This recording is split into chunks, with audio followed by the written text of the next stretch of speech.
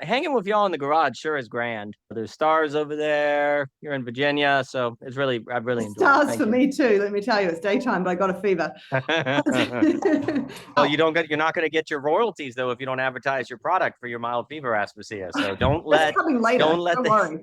that's coming. That's coming. I do love the stick though, Daniel. This is a good prop for the stick in a wire. How sweet the sound that saves a wretch like me.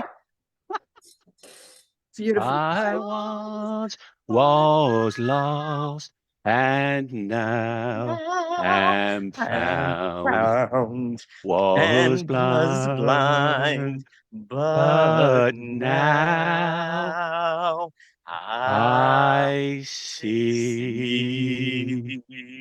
Amen. Yep. So Amazing I feel Grace. so much great. better. I feel like I was serenaded. Yeah, well, you don't. Amazing Grace was something I learned when I was playing the saxophone. I used to play it over and over. So I feel like I missed my moment there. I really needed to find a saxophone. You play the sax. It's so awesome. It's my the gosh. coolest instrument. It is. It really is. We need to jam. Oh my gosh. Oh no, I'm not We that need good to jam. I can play That's D what and all. F sharp. So, there's no cucumbers left for you. Daddy ate them all. No, there's no cucumber. I ate all the cucumbers. I'm sick and I'm amused. So in this state, I'm interested in the difference between salvation and transformation. I wrote a little sentence to each of you in the email about that with 1 minute to go. So hopefully that's sunk in.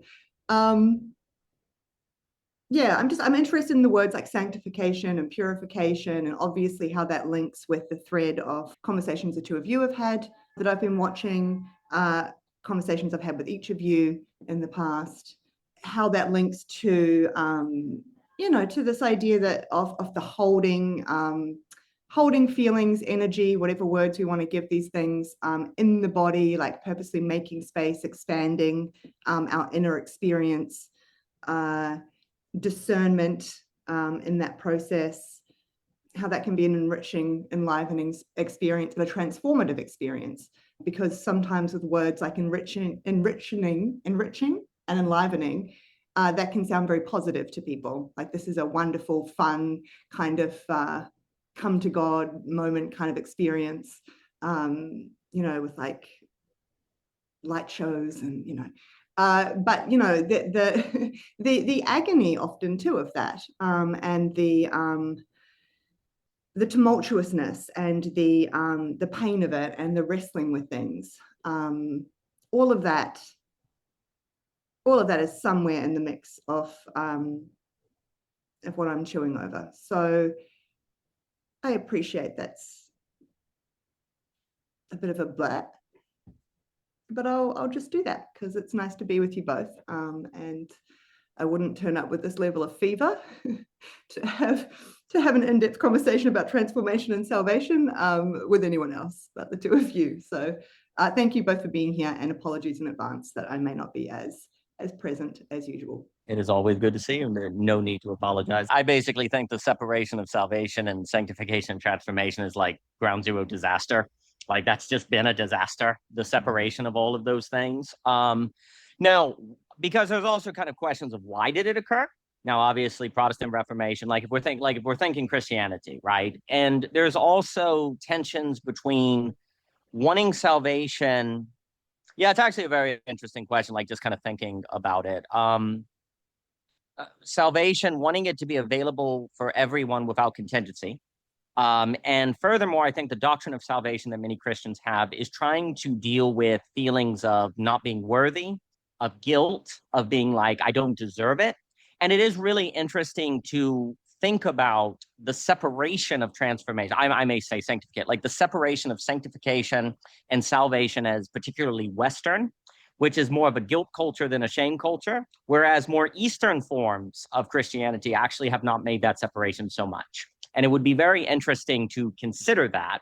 And I think there is something about salvation that often is presented as, if you give your life over to Jesus, you don't have to be worthy. He died on the cross to kind of make space for you. And it's really a doctrine that I think often is dealing with tensions of equality, democracy, openness to all people, but guilt.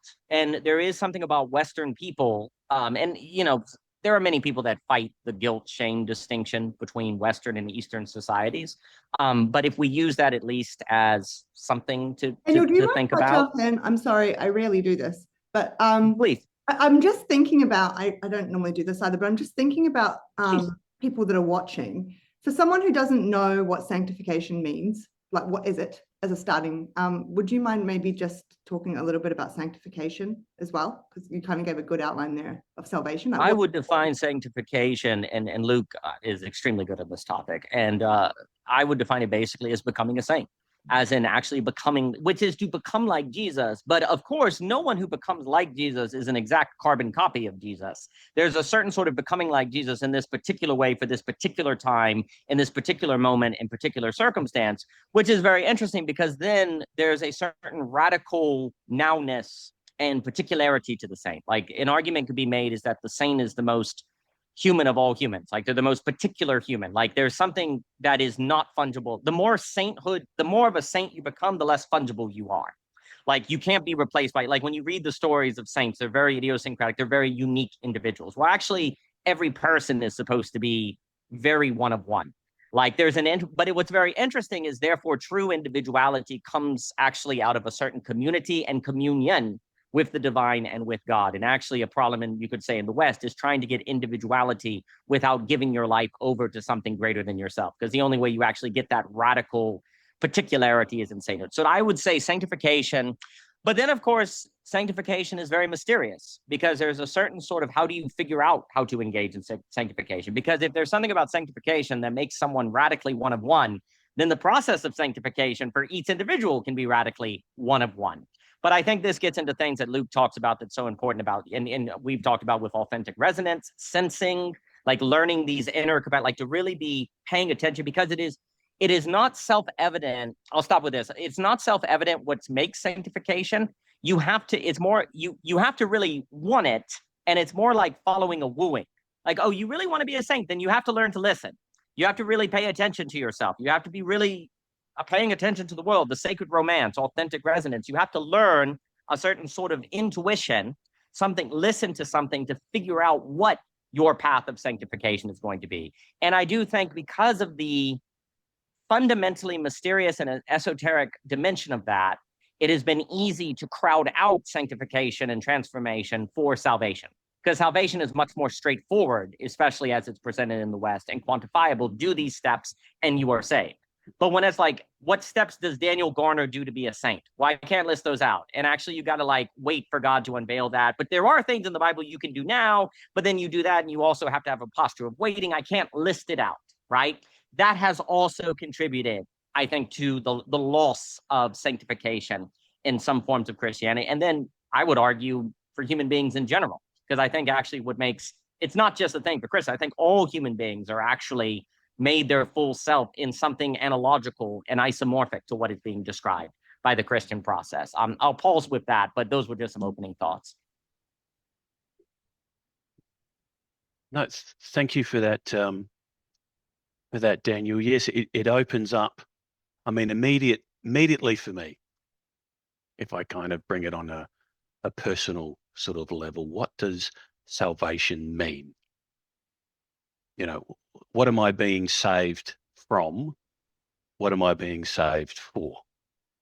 And yes, and then it kind of gets into this, this process of being saved, which is a hard pill to swallow, a really hard pill to swallow, because it goes to the core of my own powerlessness, which in the West we don't want to touch that. No. We've been taught that, you know, we're in charge of our own kind of destiny, and we can sort of do all these things, and our possibilities are limitless, and yada, yada, yada.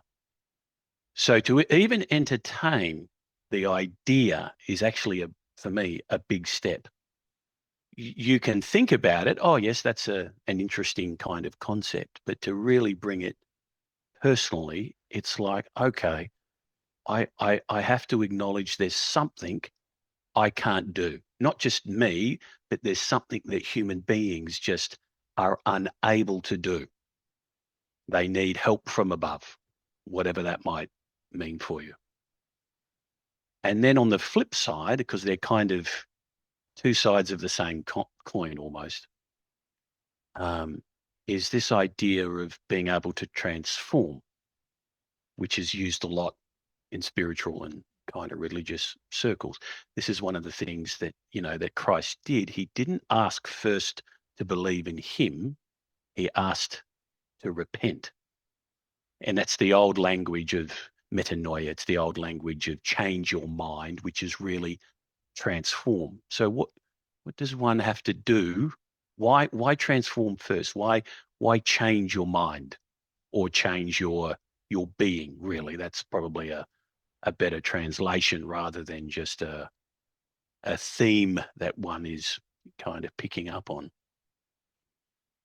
And so when you just unpack that just a little, how do I transform myself? It's like something that's inherently broken trying to repair itself. That's a hard task. All right. It's like, okay, so what is the goal? What is the objective of my transformation?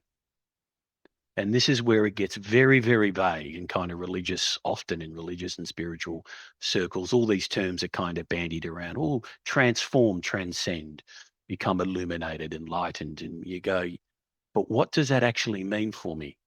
Because at the end of the day, I need to follow a path, a way, a process, something that can guide me, that I'm engaged with this transformation and not maybe the other way, right?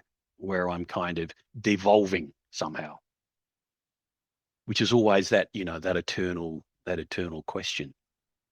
And so then that kind of needs to be a bit clearer. Okay.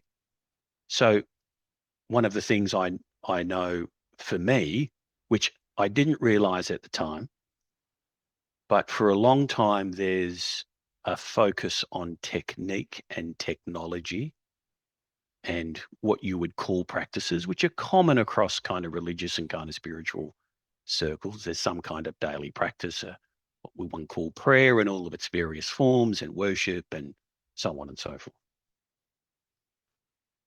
But it really wasn't, I think, for me, it's not so much the practices, though they might prepare the way for something. You get worked on. The prayers and exercises work on you in a mysterious way, an esoteric way, a very hidden way. But at some point, how do I transform all of that into something new? Really, something completely unknown. So I'm in a sense going from this, let's just call it a self, a personality. I begin to see, maybe I've come to something that, wow, maybe there's a lot of things here that I wish I didn't have, a lot of things I wish I didn't say, a lot of things I wish I didn't do. But then how do I get out of that tangle?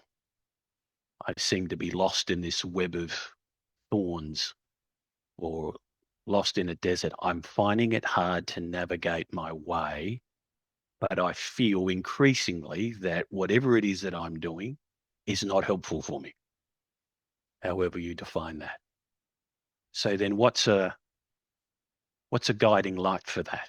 And that's, I think, where some of these initial practices and exercises and prayers are for. But for me, there's this question of, well, what is the objective of transformation? And for me, transformation becomes first, salvation second, because in a way I need to, and I think this is the crux of the matter for Christ, at least in my own experience, is to help one come to the realization within one's own heart.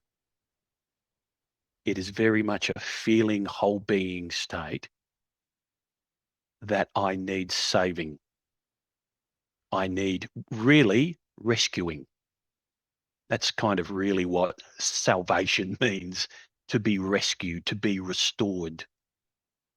There's something I've lost, something I haven't learnt or am, whatever it was. It doesn't seem to be my fault, but it's a big missing component. And somehow the objective of transformation is that simple acceptance that there's something that I can do to participate in this transformation. But when it comes to salvation, I'm also clear that there's something I cannot do. And it's not because I'm weak or strong, or it's just inbuilt into my human nature. And so then it becomes a question of, well, what does that mean? How really am I rescued? What did Christ really do? Right? I'm sure it wasn't just being tortured and hung on a cross.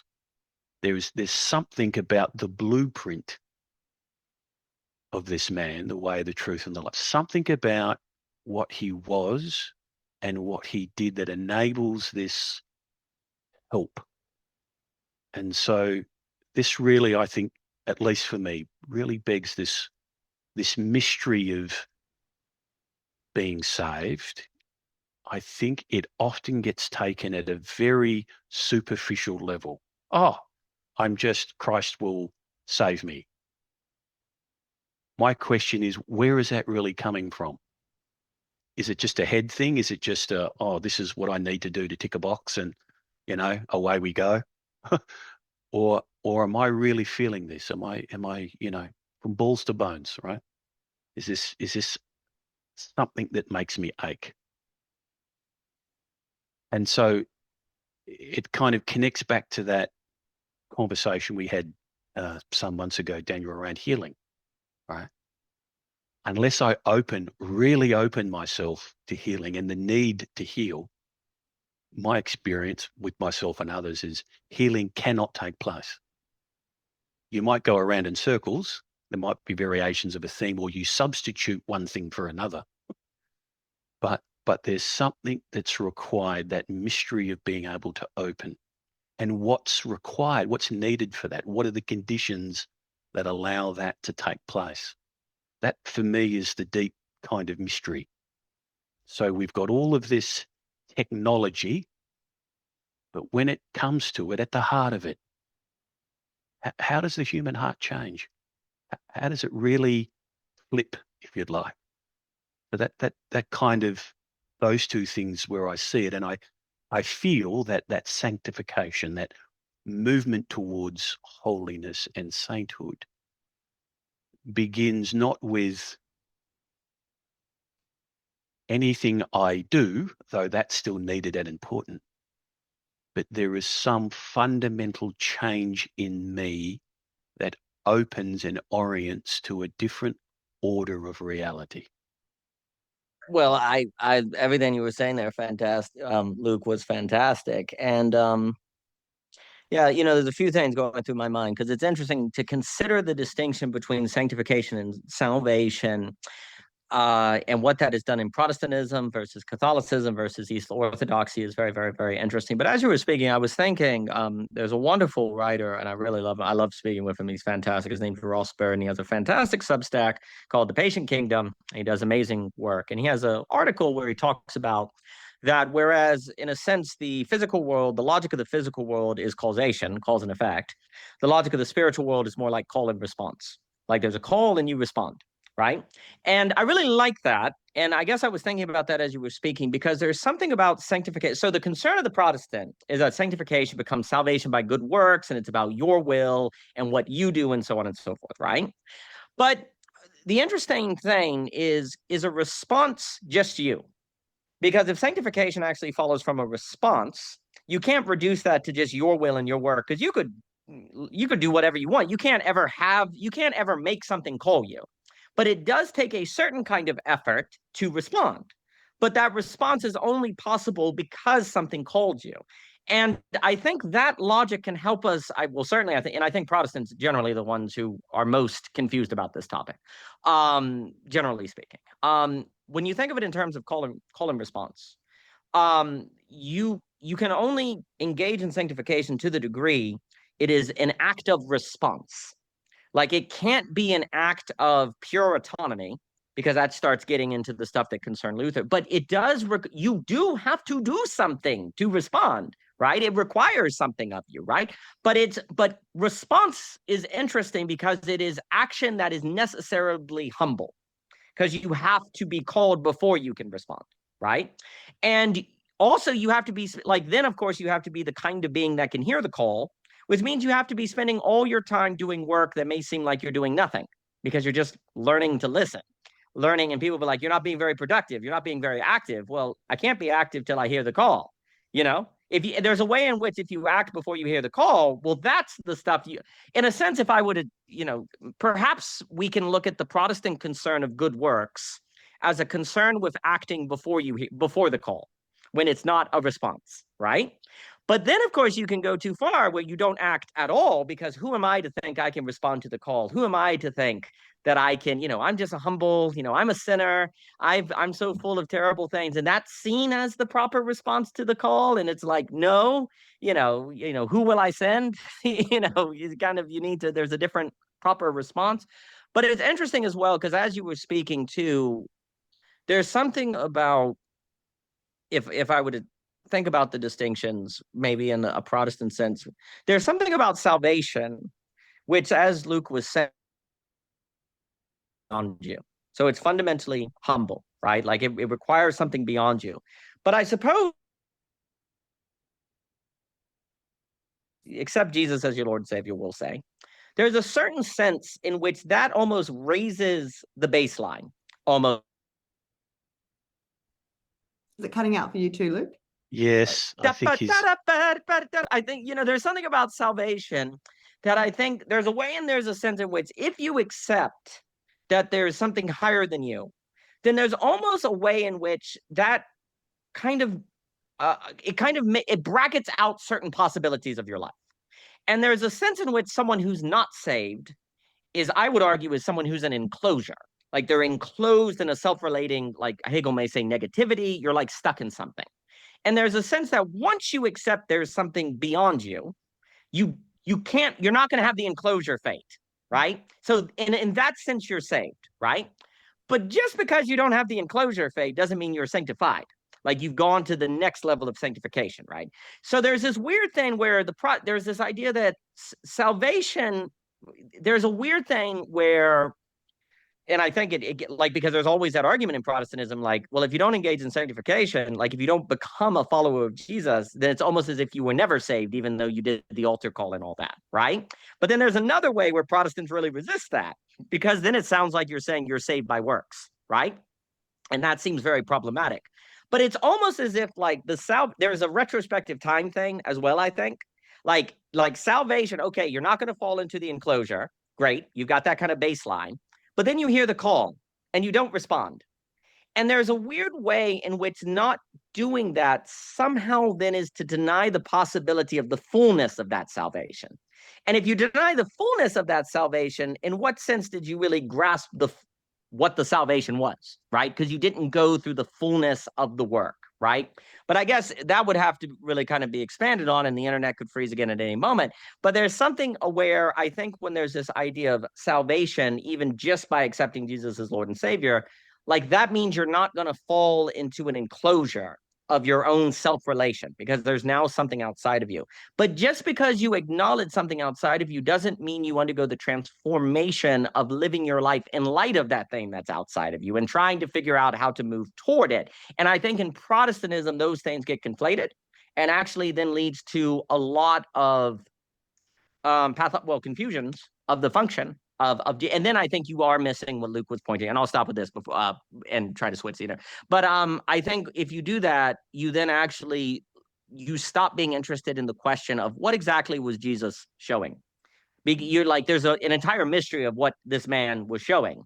And you can actually in Protestantism lose sight of that mystery as a kind of pressing question of like, who was this man? Like that's there's a book called Who Was This Man? Orthberg. That question, who was this man, should never leave you. Like that question should always be on the tip of your tongue. Like, who was this man? Like, who was this man? Like, you should be asking that constantly. And there can be a doctrine of salvation where the pressingness of that question actually goes away. Because it's no longer a mission to, well, I know he was. He died on the cross and he saved me. Well, then you're not struck by the mystery anymore. You're not going, who was this man? Like, what is this Christianity? What is this all about? Like, what is going on? What is this world out here that seems to mysteriously have calls that I can respond to? And if you lose the depth of that question to yourself, I think there can be problems. So those were thoughts. This is making me once again think about like courage and community, and because with the call and response here as well, especially when you don't have community around you or people around you who are sort of operating in with the same understanding. I think part of what I'm hearing too, though, is there's the willingness to risk sort of judgment and disconnection from others around you in the service of your attunement to this call and response, right? And so what I mean by that simple terms is people around you might think you're looking very passive, right? Or like you're not, you're not performing these things because you are waiting for the call and response. There is just something here about I guess the prioritization and the willingness to take that stand, I guess if we put it in those terms of, I mean, maybe I guess that ties into things like saints, to sort of walk the strange path, to do the things that, people around you might not understand in the same terms, and actually may be quite prone to judge you in particular ways, reject you, cut you off, all these things. I was just wanted to point that bit out. That is part of I think though, that is probably part of why that sort of preparation too of the inner space and the getting acquainted with what it feels like to sit in these very particular emotional states and negativities and loneliness and wrestling with all of this internally. Like I think if you call it like the preparation of the vessel or the body or whatever, to be able to be with those things without the very quick automated ways that we all learn to quickly shift out of those. Or if you put it in energy terms, the ways that energies might get hijacked and taken to other places or for other matters. I think it's all kind of the similar thing. We don't have a lot of preparation, and we don't have a lot of emphasis put on that kind of preparation. If anything, we have a lot of emphasis put on speeding things up and getting better at taking action sooner, and quickly clamping down on anything else that the body's doing that might be out of line with, your routine that you had set out for the day and all these things. Sort of seeing all that other stuff that happens as the enemy, and also just the flattening that we've all talked about before, the sort of cookie cutter approach to these things, rather than helping a person to make space for and come to understand their innerness or their inner landscape in a way that also takes into account the intricacies and the nuances of their individuality, if we call it that, that this is not just everyone looks exactly the same and everyone will eventually find the same path and need to address exactly the same matters. And so it's like sort of making the space for that in the language of all of this too is very important. And obviously I think is where the role of things like fiction and poetry and potentially scripture, having some kind of guiding guiding story or guiding something that one can refer to, that is not just a black and white, do this, you know, like routine that's set out, I think is vital to all of this. But again, the manner in which we interact with those sorts of things and the extent of the effect they might be able to have on us in any given moment is going to be a function of, again, how much kind of preparation we have done to the part that we can, but then also just the things that we can't control, you know, whether you call that grace or whatever it is, just the other component, the mystery of it all, and what is given to us in that moment in terms of how certain things are illuminated or stand out, or all of a sudden make, you know, come together in a particular way. So yeah, just wanted to sort of throw that in there. It sort of sounds like part of this too, that's being sketched out, is the willingness and the building, the kind of, I don't know if I want to call it ability, but just the building the willingness and the inner relationship to be able to prioritize that call and response that we've been laying out here, even when that may look a particular way to others around us, and all the flow-on consequences of that relationally, which are vitally important. I don't want to, you know, underemphasize that. Yeah. No, thank you for that. That call and response, you know, the ability to respond is the heart of responsibility. Literally, the ability to respond. You know, so there's always something calling us, but it's also this call respond is at the heart of a relationship.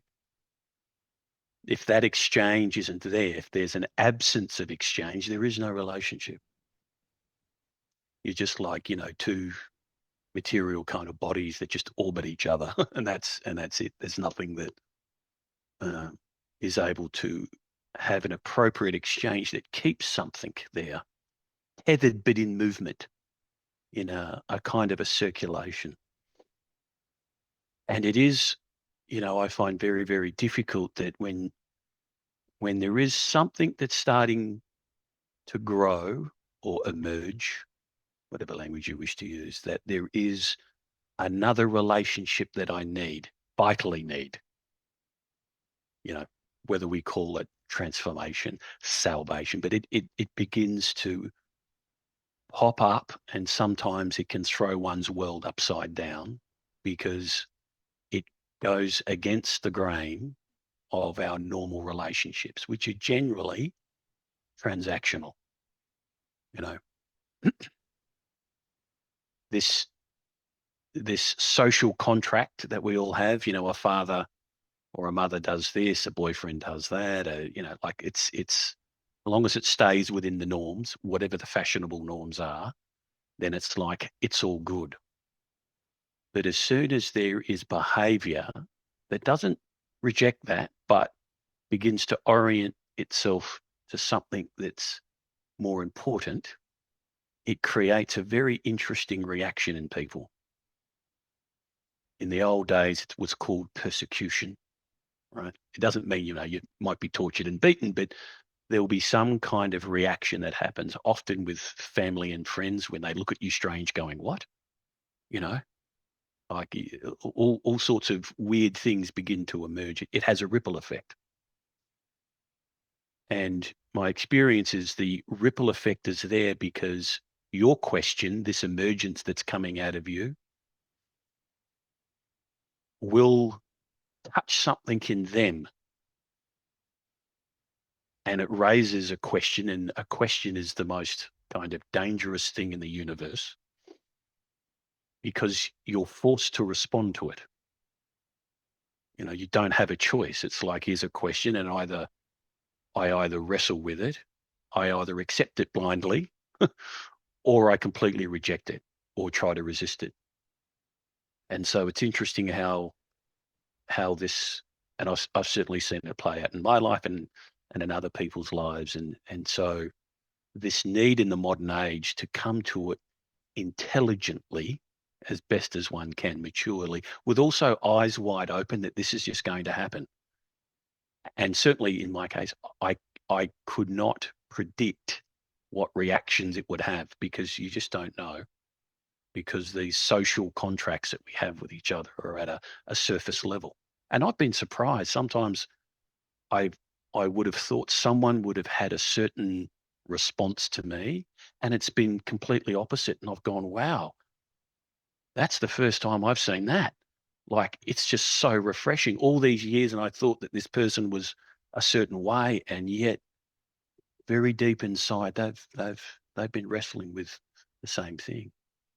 And yet potentially others who talk about it a lot, and then you kind of touch something that moves them in a different way, and boy, you also see something completely different. So that for me is very alive, because it also means for me of, well, if this is happening to me for whatever, many are called, few are chosen, and even fewer engage.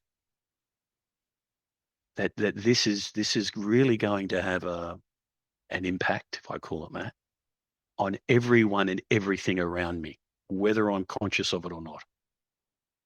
And that I've found, the mind goes everywhere. Well, should I really be doing this? And I've seen people who've tried to sacrifice that part of themselves for the sake of their family. Well, I better not go down that path or explore this, because, and it's even worse because it's something in them that's not being fed, that eats them away. And then that also then has an effect on everybody.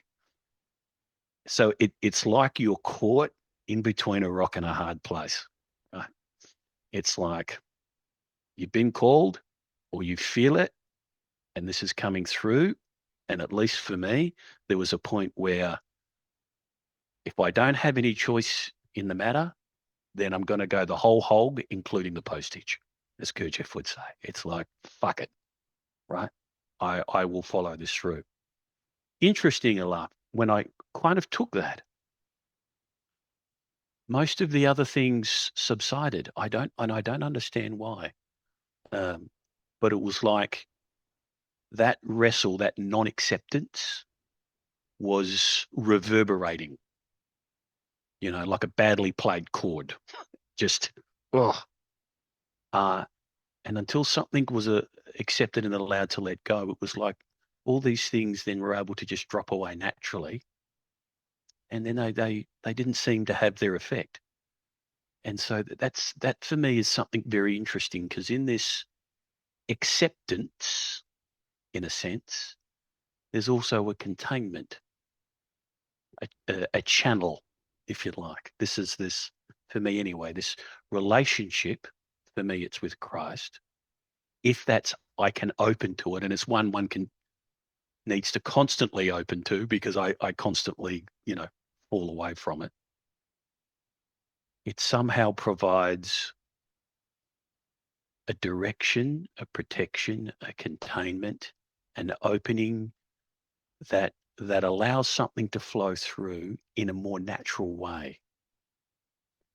So this is this deep kind of mystery here for me, that when people are going through this process, and Gurdjieff has a wonderful little saying, so I'll say it. It says, "Happy is he that hath a soul, and happy is he that hath none, but woe and grief to him who has it in embryo."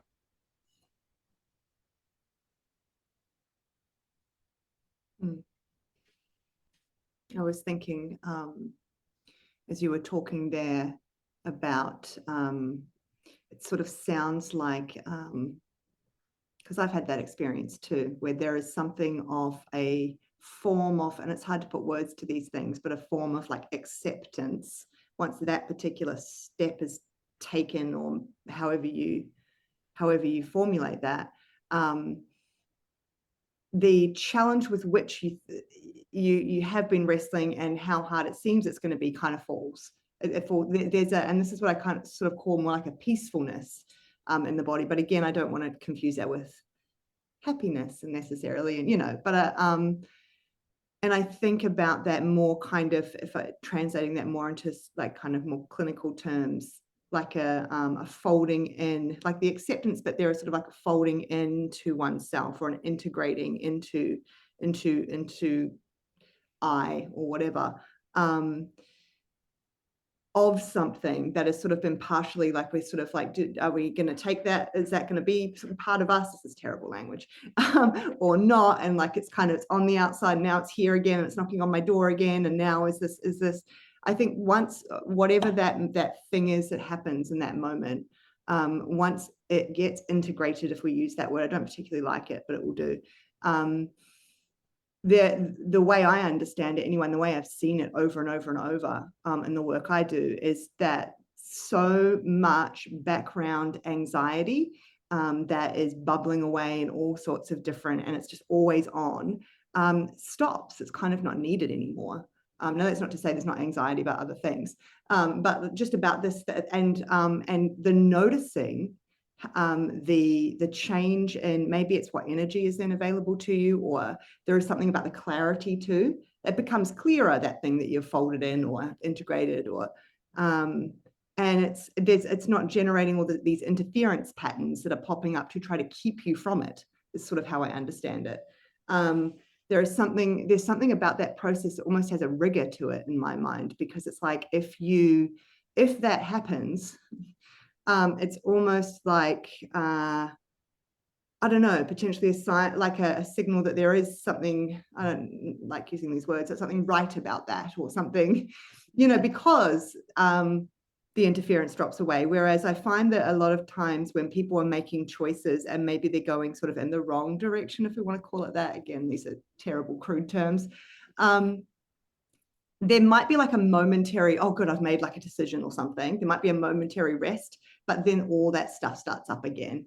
Like all the crackling, I kind of imagine like crackling, or, you know, audio, like sort of starts up again, and it's random. It's like, oh no, it's not to do with the decision I made. I'm just, all of a sudden I'm like, you know, a bit more aware of my social anxiety in general, and I'm a bit, you know, restless, and I've started like skin picking again, and I've like all these things start up. and whereas I don't, I think that there's something about, yeah, the rigor off when it falls away, and actually, oh, it kind of, it fits into me somehow, or I fit into it, or whatever. It becomes part of where it's meant to be. I have imagery, I don't have words today. And the need for all that other stuff that was generated by my body or mind or society or whatever, to try to keep me from ever sort of bringing that into myself or making it part of myself, is now no longer needed. And maybe that will go somewhere else and try to do something else somewhere else now. But it's not about that thing. Anyway, I'm saying the same thing over and over. Yeah, I thought. What? No, it really speaks to me, because there's this question that I've always had. You know, there are some times where, you know, you might put something to one side. Yes, I'm kind of stressed about that, but I'll distract myself, and, you know, that'll all be good. There's always a sense it's going to be a merry-go-round. It will come back to bite me, you know, karma's a bitch type of thing. It's like, yep, I'm not dealing with that. And it just, I'll wait. Yep. It's, you know, and we're all very good at being able to run from all of this, but eventually I feel it does all catch up to us eventually. Yes. And we're forced to face it, if now, not at death. Yes. But there is something, and I've experienced this for myself, when I'm truly able to forgive, something leaves me. It evaporates. Yeah. And then afterwards, even though it may have taken me years to come to a point where I forgive, even if I'm justified in not doing it, but if I see that, wow, that this is just killing me. I mean, it is eating me, whatever it is. There is that sense that it leaves. Something is removed from me in a natural way, or as I said, it just evaporates. And I've always wondered, where does that go? Because I was containing it for so long. Where's it gone? And it seems to completely change the the nature of the relationship I then had with that thing, because without question, I go, seriously, how did I hold on to that for that long? Like, duh. But before that moment, it was, well, you know, it was feeding something. It was allowing something to keep growing. That for me is a true mystery, because it kind of breaks all the rules of science, right? Because it should still all be there, you know, all the neurons are still firing, all the, you know, everything's there, but yet somehow it's now just not there anymore. That is, yeah, that's a real mystery. I'm with you on that one. It's like the way I talk about it sometimes more clinically is like a breaking down of a structure, right?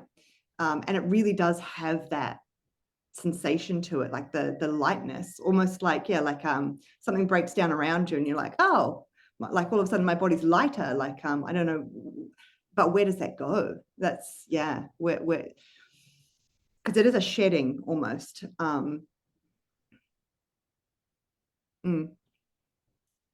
does it go, Daniel? Easy time to pass it on to We're you. in the garage. We keep it on the shelf over here, and you get it later, so it's fine. It's right next to this calla lily vase. No, all that is outstanding. So a few things. So first, there is some sort of sense on the relation between salvation and sanctification, where there's a sense in which if somebody does not engage in sanctification, there's a sense in which they didn't grasp the fullness of the possibility of the salvation. So in that sense, how could you have been saved, right? Like if you're not transformed by salvation, then there's a kind of like, what are we exactly talking about? And then there's also a question of what is this transformation? So, you know, a number of thoughts and the things that were being said at the end there. It would seem as if, to be incredibly speculative and not justify any of it, is that there are certain almost, as there are, you'll say laws of nature, although of course that's a general term, there are certain kind of laws of, I'll say, spirit, let's say. And one of those laws is, for example, the thing that you need to do to be sanctified or take the next step for sanctification never goes away. If you don't do it, then it will actually always be there, and you'll never go to the next thing. And the merry-go-round effect is like a law of spirit. And in fact, in a way, if we use a theological language, God would not be very loving if he allowed it to go away, right? Like if God did not infinitely let it come back around, then there'd actually be a lack of grace. And you see this in people's lives. And then I guess the other thing, to go back to what ends up happening, and I think this gets into why the demonic is this legion fragmentation sort of thing. There is a moment where you get clarity of the thing you need to do, right? I think there seems to be a kind of law of spirit of how this works. Something happens in life and you get clarity of what it is you need to do. You have a choice, act or maybe later. But you see what ends up happening if you do the maybe later, the clarity starts to go away. And what you need to do gets fragmented across many things. Legion, this thing at work or this thing with your mom, and you start losing sight of the thing that you needed to do because you chalk it up to other reasons or you come up with other narratives. So it begins to kind of fragment and dissipate. And the problem is, in just kind of probability theory, if you weren't willing to do the thing when it was clarified, what are the chances you're going to do the thing when it's fragmented? It's not going to happen. So then what ends up happening is you have to wait another 5 years for a moment of clarity to happen again. And it's going to keep the merry-go-rounding structure is around to the moment of clarity of the thing you need to do for sanctification, which almost always is an act of courage, like almost always, maybe always, seems like always, because courage is faith. And then the reason why you then have to go in a circle is because you lose the clarity. Like it kind of dissipates and it fragments. It becomes legion, and unfortunately, the clarity usually doesn't come back until a disaster. And then all the stuff you thought mattered melts away, and you get the clarity again. Right? You can do this your entire life. And there's a way in which when we talk about, so I guess to go back to what we were saying, if you're quote unquote saved, and at the very least believe there's a higher power, then there's a possibility of getting a moment of clarity because clarity is seeing the higher principle. Like it's almost by definition, clarity is grasping the higher principle, right? Well, if you don't believe in higher things, then you don't believe in a higher principle. So then all of the other multitude of narratives are equally valid. And you see this for people that don't, a lot of people in my experience who don't do the thing they need to do give equal weight to all possibilities. That's actually what they do.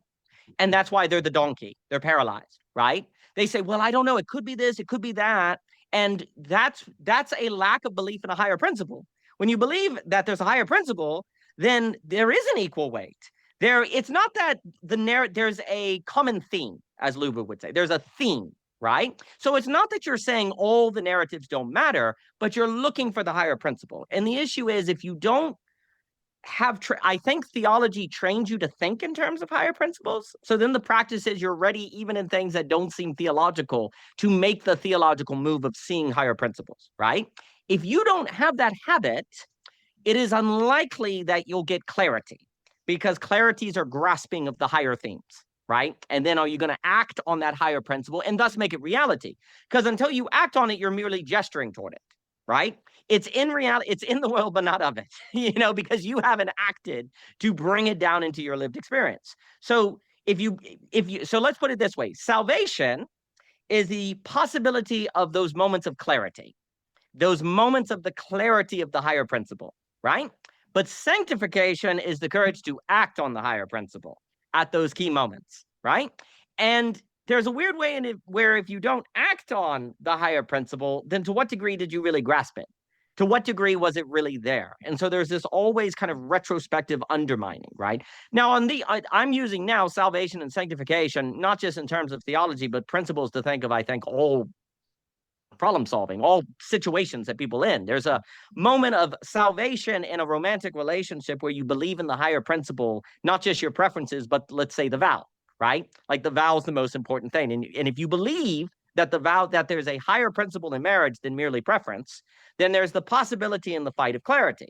But if you don't even believe that, you say, no, marriage is just preference or something else, there's no higher principle, just maybe what you enjoy, then when you get then the moment of clarity can't even kind of show up because there's no higher principle to grasp, right? But if there's a higher principle to you, then you can grasp something. But then if you don't act in courage, the marriage can suffer. So this kind of framework, I think, actually applies basically always in every circumstance, right?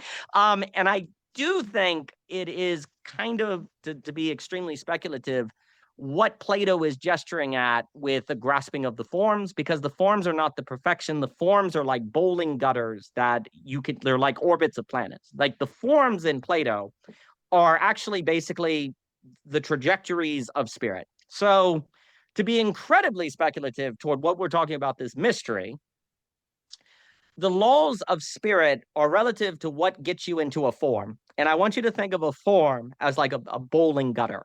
When the bowling ball falls in it, then it kind of follows a trajectory, right? Now, gutter has a negative connotation, but it's just kind of a useful metaphor here, right? So when you get a moment of clarity, it's where there's the possibility of taking an action that will get you in a gutter, but by gutter, it's like a positive thing. And now you can be pulled along because grace can pull you. And I think one of the reasons why it feels like the thing goes away is because it actually now is motion. It's actually now movement. The thing that was holding you in place in the gutter actually has now transitioned to what enables a certain movement. And you're actually following a kind of spiritual pathway, like a bowling alley gutter. I wish I had a better term because gutter is so negative, but it's the only way. I think it's the key. I really think when Plato talks about forms, it's so important to take seriously what he says in book 7, where he's like, the forms are not the perfect planets. It's more like the orbits the planets form. It's more like these, because orbits are interesting because they're paths, but they're invisible, right? So I think human life, I think basically we're surrounded by orbits as such. And actually the name of the game is to sense our way into an orbit, to sense our way into a form, to sense our way into a gutter. And that these are actually the kind of structures in reality of sanctification. Like they're the pathways of sanctification. And I think basically intuition is trying to help you find them. I think authentic resonance activates in them. But here's the catch. The move to step into them is energy intensive at the time. So you do the delay and you put it off, which feels good, but then you're still in the enclosure. But that's where it's almost like a lull. Therefore, the only way you would do something that in the immediacy feels worse than something else is if there's a higher principle, right? If there's no higher principle, then the thing that feels easier to do is almost by definition what you would do, right? Because it feels like the right thing to do.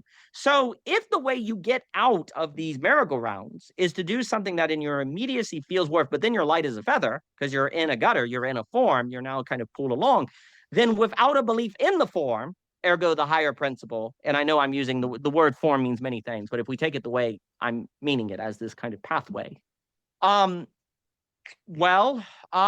it's going to feel intense on the onset, but then actually puts you in something that can carry you.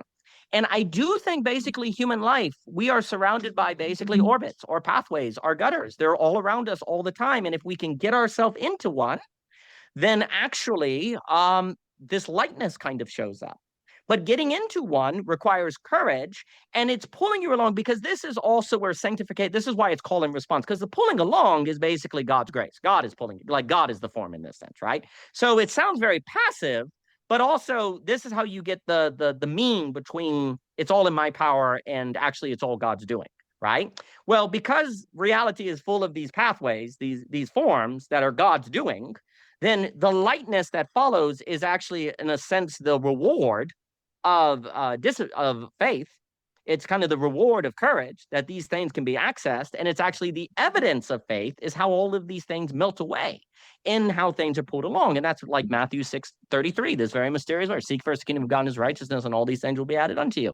How in the world can that be true unless there are something like these forms in reality, where, okay, you left the job that if you left, you were going to be doomed. Well, that actually got you into this form. And then you happen to be in this place at this time, and this thing occurs, and you meet this person. Also, critically, your mind is, I think you were getting at it with the anxiety thing.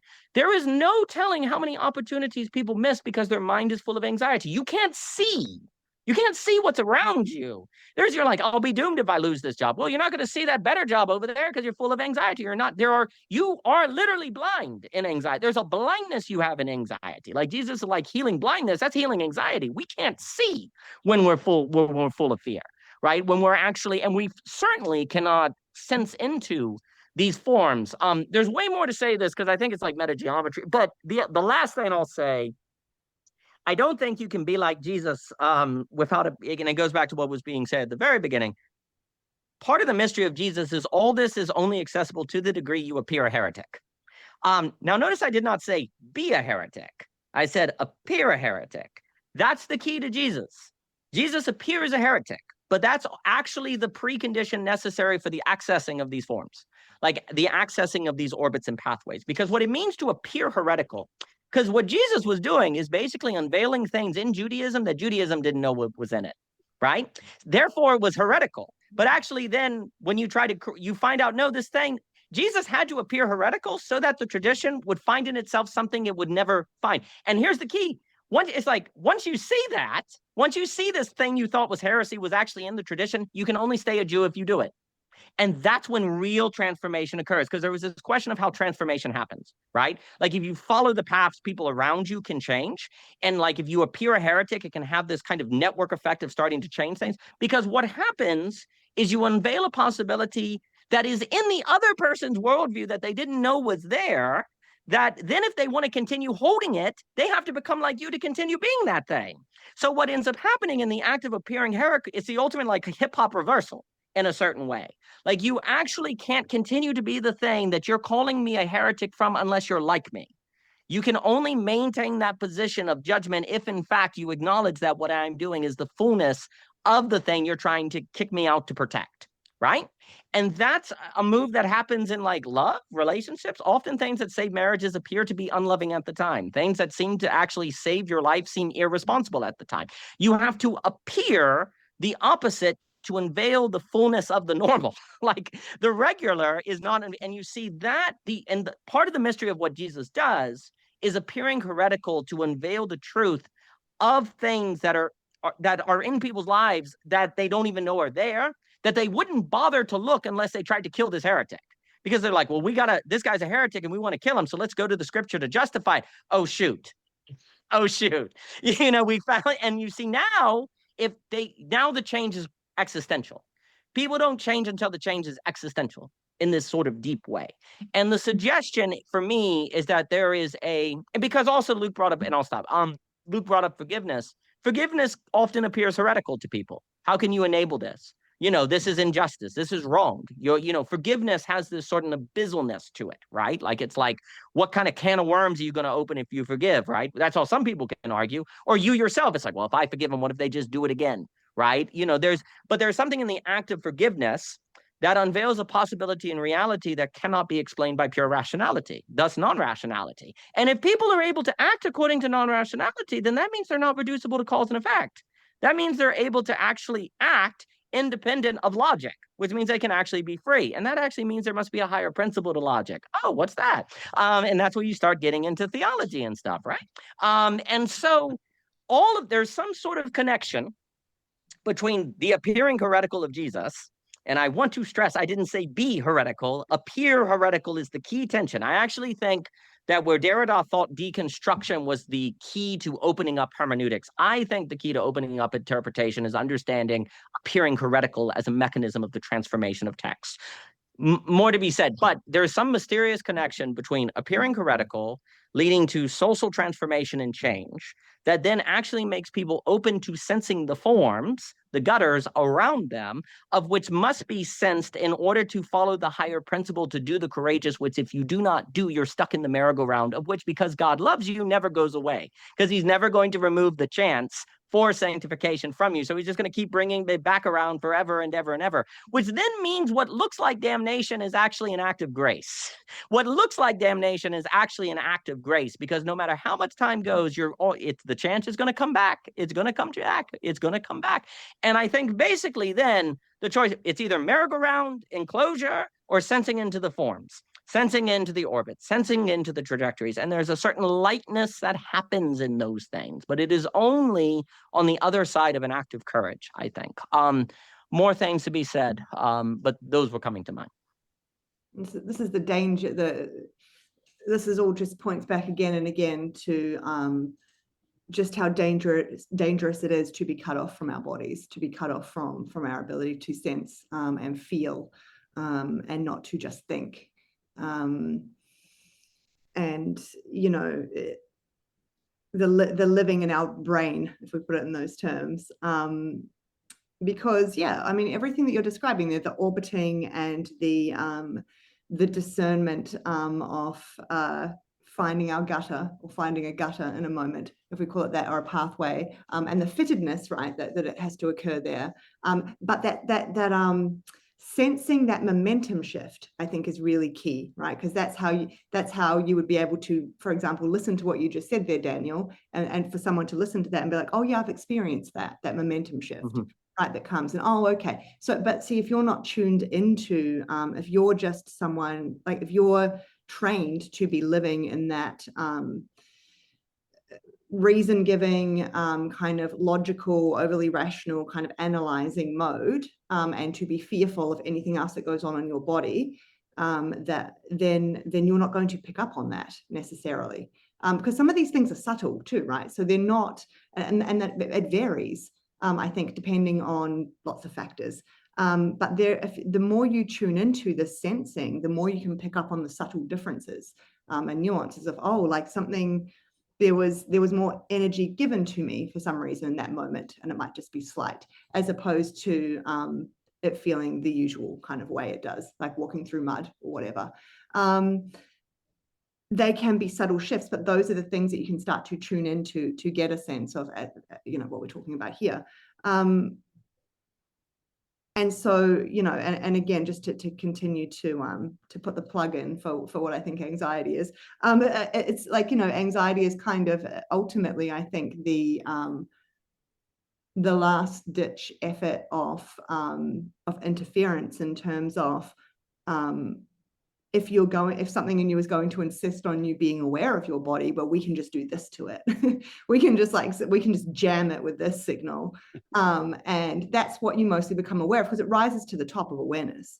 Like when you are incredibly anxious in your body, it's very difficult to notice all the other subtle emotions and felt senses and things that are going on underneath, and all energy shift. And, you're not going to, and we're trained not to, and we're trained to, prepare for a panic attack, and, all these things that we need to do to ensure that we don't ever feel that. And anyway, I do see it very much as like a fog or an interference pattern or a last-ditch effort to only be frightened of your body and to not pay attention to anything else that might be going on underneath it that is actually urgently and insistently trying to tell you things, because that's generally then what turns on the anxiety. It can become quite predictable like that, depending on how anxiety works. It's different for each person, but there are forms of anxiety that if you really pay attention to the precise moment it comes online, there is something that just occurred that actually something else is going on underneath that, right? Of this kind of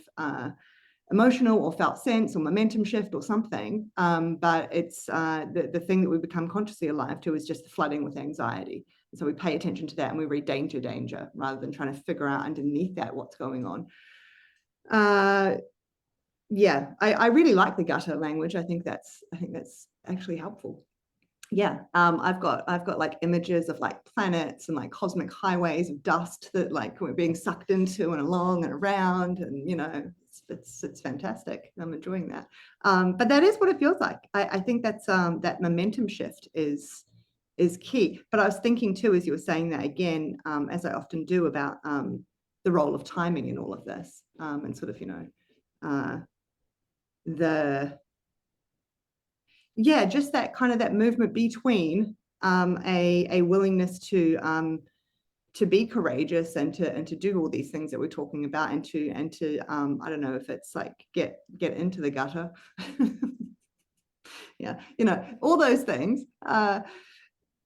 Versus like having to also, there is a humility to this and a relinquishment of I can force the gutter to be here right now, and like, you know, like the kind of the waiting for things to come around as well. Like we're talking about the merry-go-round, and if you know you kind of missed it on the first turn around, to be in a position where you are more alive to and aware of its next appearance, if we put it in those terms, or the fittedness of the moment for it. Yeah. I'll be quiet. I've picked up on a word that you use, interference. That kind of highlights for me maybe tuning into this idea of purification. So if we accept that there is something higher, a higher principle or grace, help from above, that can help bootstrap us, if you like, or use more economic terms, in this process of salvation, which requires a transformation, something I need, something that needs to be done for me, then maybe the reverse is true, that there is something that interferes in our, particularly our modern health culture, in the full spectrum. That possibility is not there, because all of that must come from you. Your anxiety must come from you, right? This is this closure Daniel kind of talks about. It automatically puts a prison around you. Anything that good comes from you, anything that bad comes from you. So what really comes from you? And so you end up getting into this war with oneself, because it's just like, well, okay, now I'm needing to make choices between what the good that comes out of me and the evil that comes out of me, say, or the bad, that directly leads to all of this fragmentation, because I need to fragment myself. I need to exclude something and include something else, but that assumes that I have the appropriate judgment, the discernment to know what that is. You know, even though I'm surrounded by it, brings in this question of self and identity and all of those sorts of things. So I particularly in the whole kind of mental health aspect, because it assumes everything is coming from you, then it creates this enclosure that I can never escape from, which is a lovely merry-go-round, or should I say a gravy train, for the powers that be, to keep everybody highly dependent upon them. So there's this real question for me, and I think this very much comes back to what you were saying around the body is so important, because the difficulty in one sense, at least my experience, is having a sense of that there is something higher, something unseen. And how do I relate and orient myself to that, which is complex, long kind of process, which I think certainly has general principles, but also at the same time highly individual. So there's something there. But also along the way, what keeps me or what takes me away from that? What is interfering with that? What is truly coming from me, that is my machinery, and what is being added onto me like a shackle or a weight. And this for me is the other example of when I forgive, something lifts, something goes somewhere that was a part of me for years, maybe a part of my entire heritage stretching all the way back to Adam, the sins of the father that I've managed through privilege, been able to let go, that maybe my ancestors couldn't, but something's been relinquished. But also what's being added to me that's not from me, what's being grafted onto me. And we kind of talk about this in, social media influence and influences, which is an interesting word, influences. Well, where do they come from? What's how does it come in?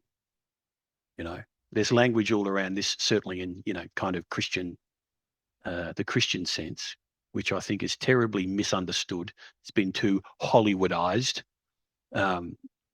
But it has a much more kind of deeper meaning. Then I think it creates something interesting,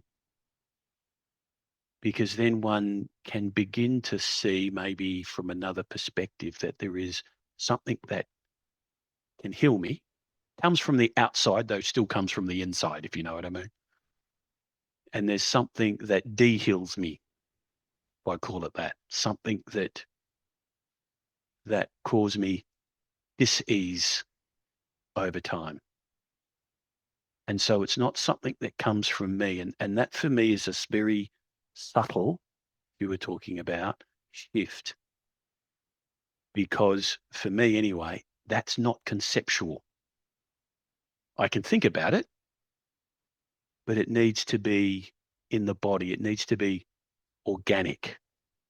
It's like, when you go into a room and there are smells and you pick up on energies and other bits and pieces. There's an intuitive sense that's not coming from me, but I'm taking in the impression, and forms of memory and experience. But if I walk into a room and I smell all of that, or I feel all of that, and I go, no, that's me. That's just me. It's just my perception, my version of the truth. All of a sudden, I identify with it all. And then the only way to cope with it, because it will be overwhelming, is to compartmentalize or disassociate, or all of the words that are used, because shit's just too hard and I've got to find a way to manage it. So that, this is something that I've found, and again, I think one needs to take this maturely. Otherwise one attempts to eject all of these things out of oneself that actually could be very, very helpful. But there is this sense of what part of this is really coming from me, even though this the development of this organism, that I go, oh yeah, okay, yep, that's an old memory, or that's, yep, okay.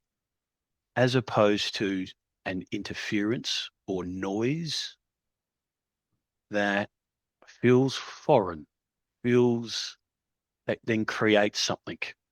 And I felt that I've been gripped by almost panic. And it's like, I don't know where this has come from, but it ain't from me. And almost in that moment of being able to really recognize it's not coming from me, it's like it loses its power.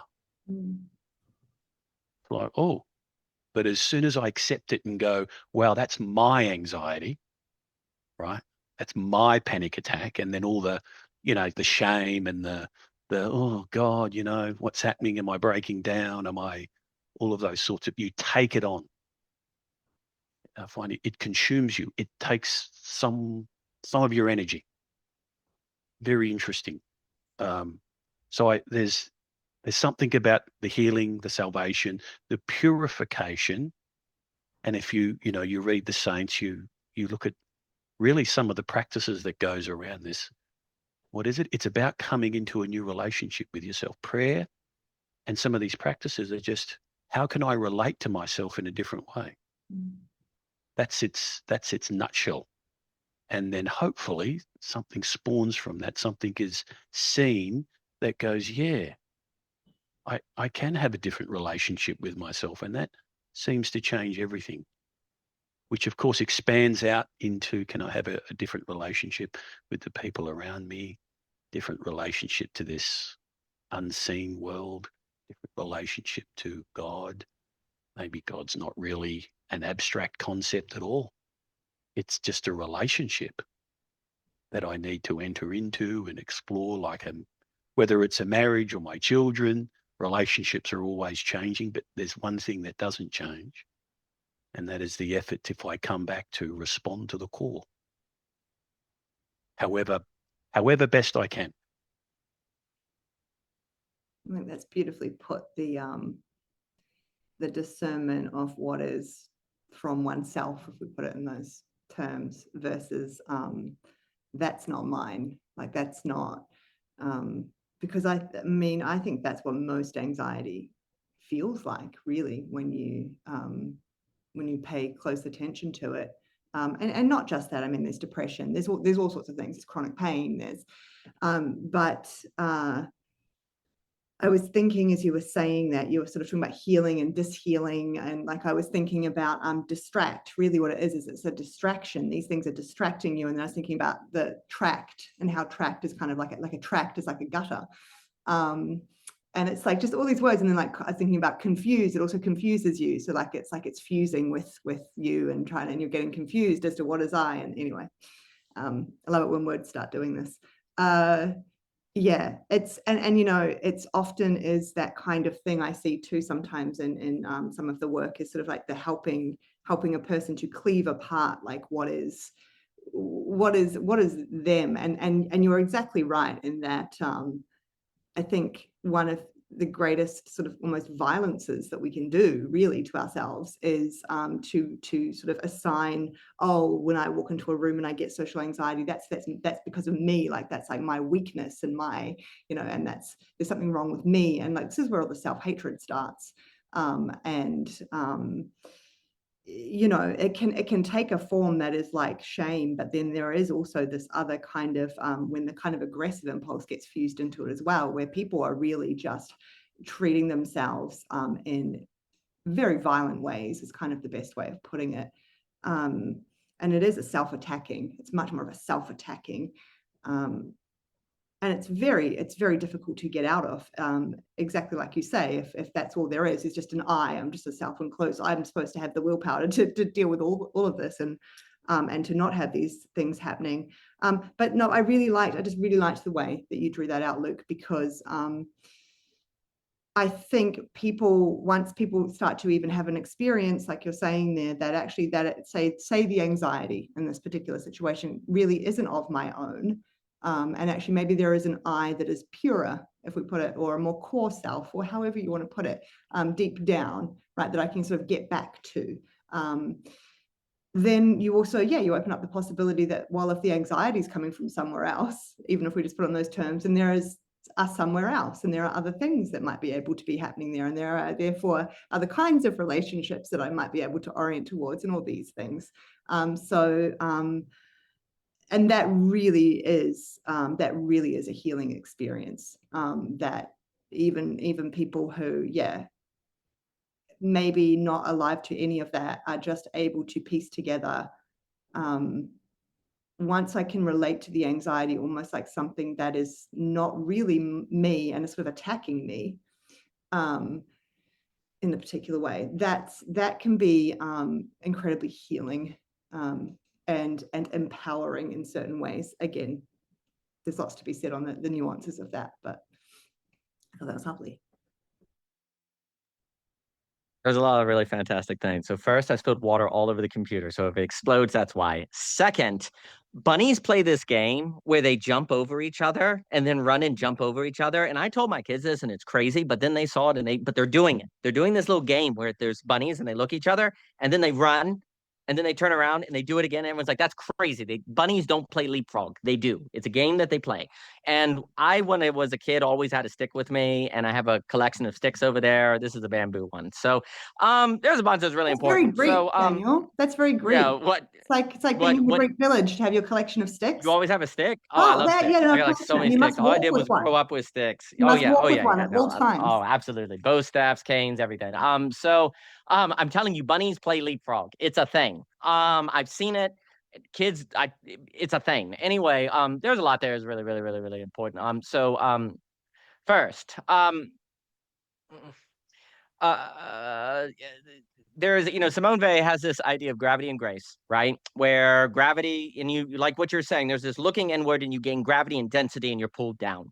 And I think basically the light, grace, I think goes with attention. And basically what ends up happening is when you look outward, then you find the forms, you can find the gutters, then there's a grace because it pulls you along. And basically you have two choices in life. Give yourself density by identifying yourself. Like if you make yourself the world, if you're all that exists is pretty heavy. It's got a lot of weight. So it's really important to acknowledge something beyond you, or you have to be the weight of everything.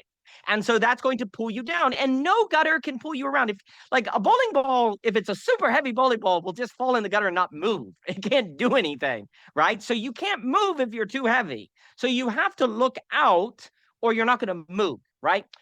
There's a bunch of things. So also too, I was thinking, Amish apparently will not say I am saved. I think one of the reasons we have this split between salvation and sanctification is because people say they're saved.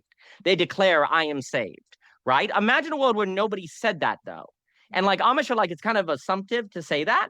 Then I think the line between salvation and sanctification they would collapse in on themselves more so. Right? Because the issue is people are saying I am saved as a way of saying Jesus changed my life, join the church. But what that unintentionally does in that declaration is make that you're appearing saved. You're doing the determinations of salvation that then can be very problematic. And I think everything that's also being said points to what you were saying, Aspasia, at the net of gestation and different things, because Jesus appearing heretical is a gestation.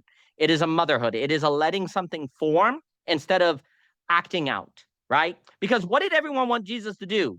Do something. Do something. Get the Romans out. Take over the. But action as such removes from you the ability to follow the forms. Okay? Like action, if you gestation is necessary for the forms, right? And so basically also too is that I think basically the only way to understand Plato, because I've become increasingly sympathetic to Plato, understanding it through Aristotle as Jockin emphasizes. And basically, virtue ethics is the ability to discern the form, the gutter, in a surprising, unpredictable situation. That's what you're training for. You're learning courage, you're learning discernment, you're learning judgment, you're learning all the things of virtue ethics to determine how to be virtuous, ergo sanctified, in a surprising one-of-one situation that cannot be predicted ahead of time, right? The problem is thinking the forms as non-contingent, always there. I can always see the form. No, the gutter appears now. Like the moment of clarity is here. You've got a moment now to get on the form by doing the right thing or it's gone. Virtue ethics is about training for the moment of clarity to do the right thing. And the argument basically is if you don't act in moments of clarity, ethics is for nothing. Like this is where like virtue ethics is like, if we're not talking virtue ethics, we're just talking about like systems of control. That's all ethics is then. It's just Foucault or whatever, right? So or utilitarianism, which is increasing effectiveness for the lot, and or like altruism, long-termism, all that different stuff, right? Virtue ethics is about the ability to act in the moment of clarity to get out of the merry-go-round, which is to get onto the form, which also then I would argue that basically attention or awareness, McGilchrist, Ivanek, all these people, attention is only itself to the degree it's attending to form, to the gutter, to the orbit. Attention is not about being able to see the car in front of you. So what everyone's saying, it's all about attention now, right? Like in attentionalism, gaining awareness. What are they saying? Are they saying you're able to look up from your phone? That's basically what people feel. Okay, Ivan Illich and McGill, I need to be able to look up from my phone. Got it. If I'm not able to, it's something deeper. It's about actually being able to sense into this mysterious operation that is always going on, right? And basically also healing seems to be tied to the forms, like getting in the gutter, getting in the orbit, in the action, right? So there's a few things too, like we were saying with salvation. Also, before I forget, yes, Luke was making this. The merry-go-round, the system, power loves the merry-go-round because you're a hamster wheel. You're endlessly productive. You know, you're a hamster. If people, like you see, look all the industries you can create by getting people on merry-go-rounds. For frick's sake, it's endless. It's endless growth. It's endless growth because they never change, right? So the great horror is when actually you turn people's merry-go-rounds into like Matrix batteries. We're using all the images today. Like the movie The Matrix, where everyone is the battery. The system, unfortunately, basically to get people in spiritual merry-go-rounds is the equivalent of getting them in batteries for the Matrix. Because they're in the industry, they're always coming back around. So unfortunately, the system, without spirit, has an incentive to get everyone into merry-go-rounds because then they're endlessly productive. They're always coming. They're going to just always be a customer for the thing, right? So this is not good. So merry-go-rounds, which is in this conversation, the opposite of the form, which has this enclosure structure on a systems level, is the hamster wheel. And the hamster wheel keeps the system going. And that's not good. That's not good. Now there's things to say to that. But basically, there's something about attending the moment of clarity. Well, this is what I was going to say. So you were making the point on that first step of just going, there's a wider world than me. Like my anxiety is not necessarily me. There's something outside of me. I almost want to associate that with the healing of salvation.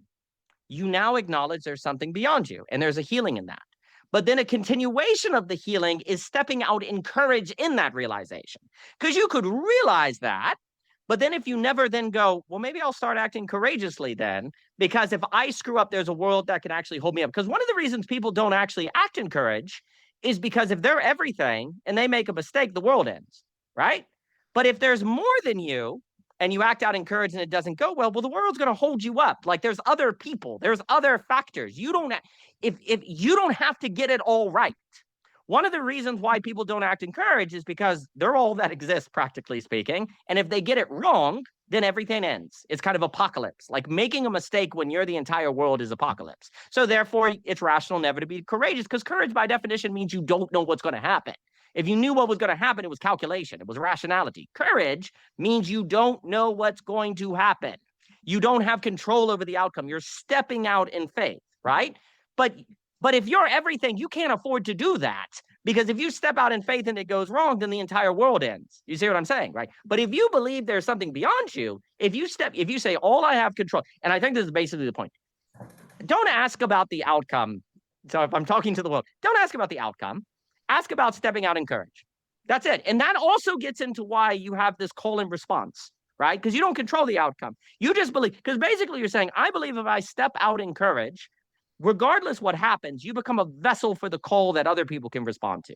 You become a vessel for the movement of spirit, right? And that's and a vessel for actually operating in a manner that points to or leads to your own finding of the forms and the forms of other people, right? But you see that ability to saying my responsibility is stepping out in courage, and obviously I'm heavily indexing courage because I think it's a really big deal. It's going to be very, very difficult to do that if you don't believe there's a world beyond you that will continue to hold you regardless what happens, regardless what then occurs, right? And so the salvation is that step of believing you're not everything, and then courage is actually putting that belief into action. Because if you really, really, really believe that there is a world beyond you that exists without you, and that everything that happens in your life is not reducible to you, then you can make a mistake and it's okay. The world will continue to go. You can make mistakes. Right? And actually the willingness to make mistakes is itself a key spiritual step. If you're never, ever willing to do something that might not go wrong, well, then that in of itself guarantees the merry-go-round. Because the only things that will ever get you out of the merry-go-round are something that could, quote unquote, go wrong. Because if not, you would have already done it. If there was no possibility that something bad could occur, like Jesus gets killed on the cross and stuff, then he would have already done it. So the only way to get out of merry-go-rounds will always have the possibility of something going wrong by definition. That's why it takes courage.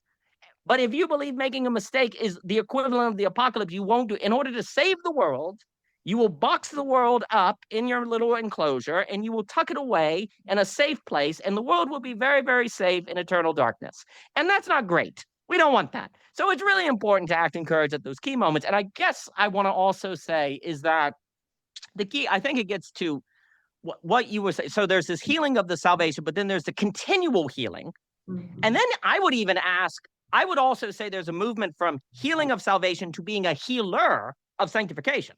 Because there's something about sanctification that makes you, there's continual healing and also being a healer to other people, actually, right? You begin adding that to the system. So, but the only way you can move from into being a healer is to step into courage, and not because you have magical abilities, but because you function as a kind of node in the unfolding of all things by which existential change can then spread to other people's lives. And you're a healer by being a catalyst for existential change in other people.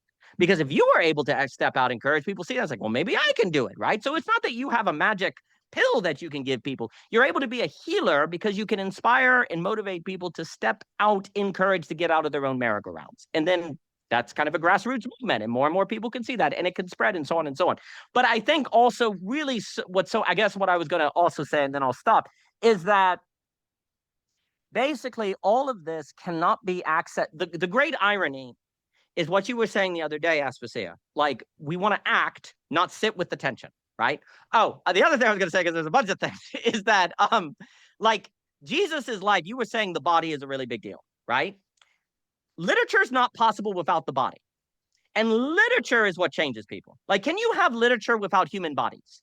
Like, can you have the story of the gospel without bodies? No, you can only have philosophical treatise. You can only have lists of syllogisms, right? In order to have something beyond a list of syllogisms or sayings or teachings, all of which have a role, but if you want literature, you must have the body. And furthermore, if you look at every single episode that Jesus is in, they require a body.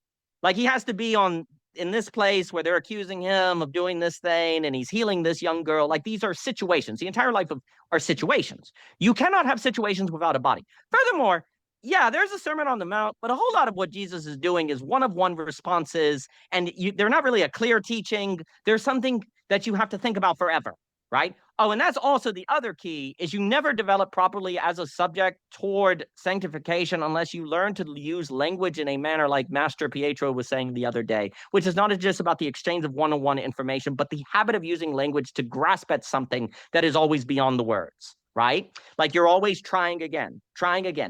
I think the way people use language is like ground zero for what forms them. Like, it's a huge deal, right? And if you're not in the habit of experiencing language like stories or poetries or how you're speaking, where you're always trying to get at something that's there and not there at the same time, right?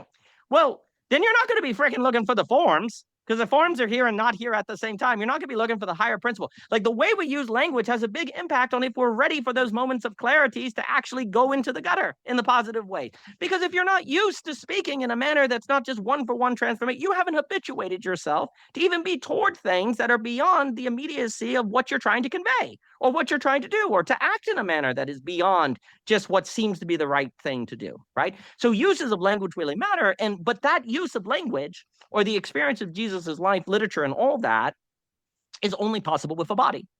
Like, it's only possible with a body because brains on sticks would not have any trouble. The whole idea of a brain on a stick is no problem in communicating perfect language. I actually can't imagine imperfect language with brains on sticks because they wouldn't have fuzzy experiences.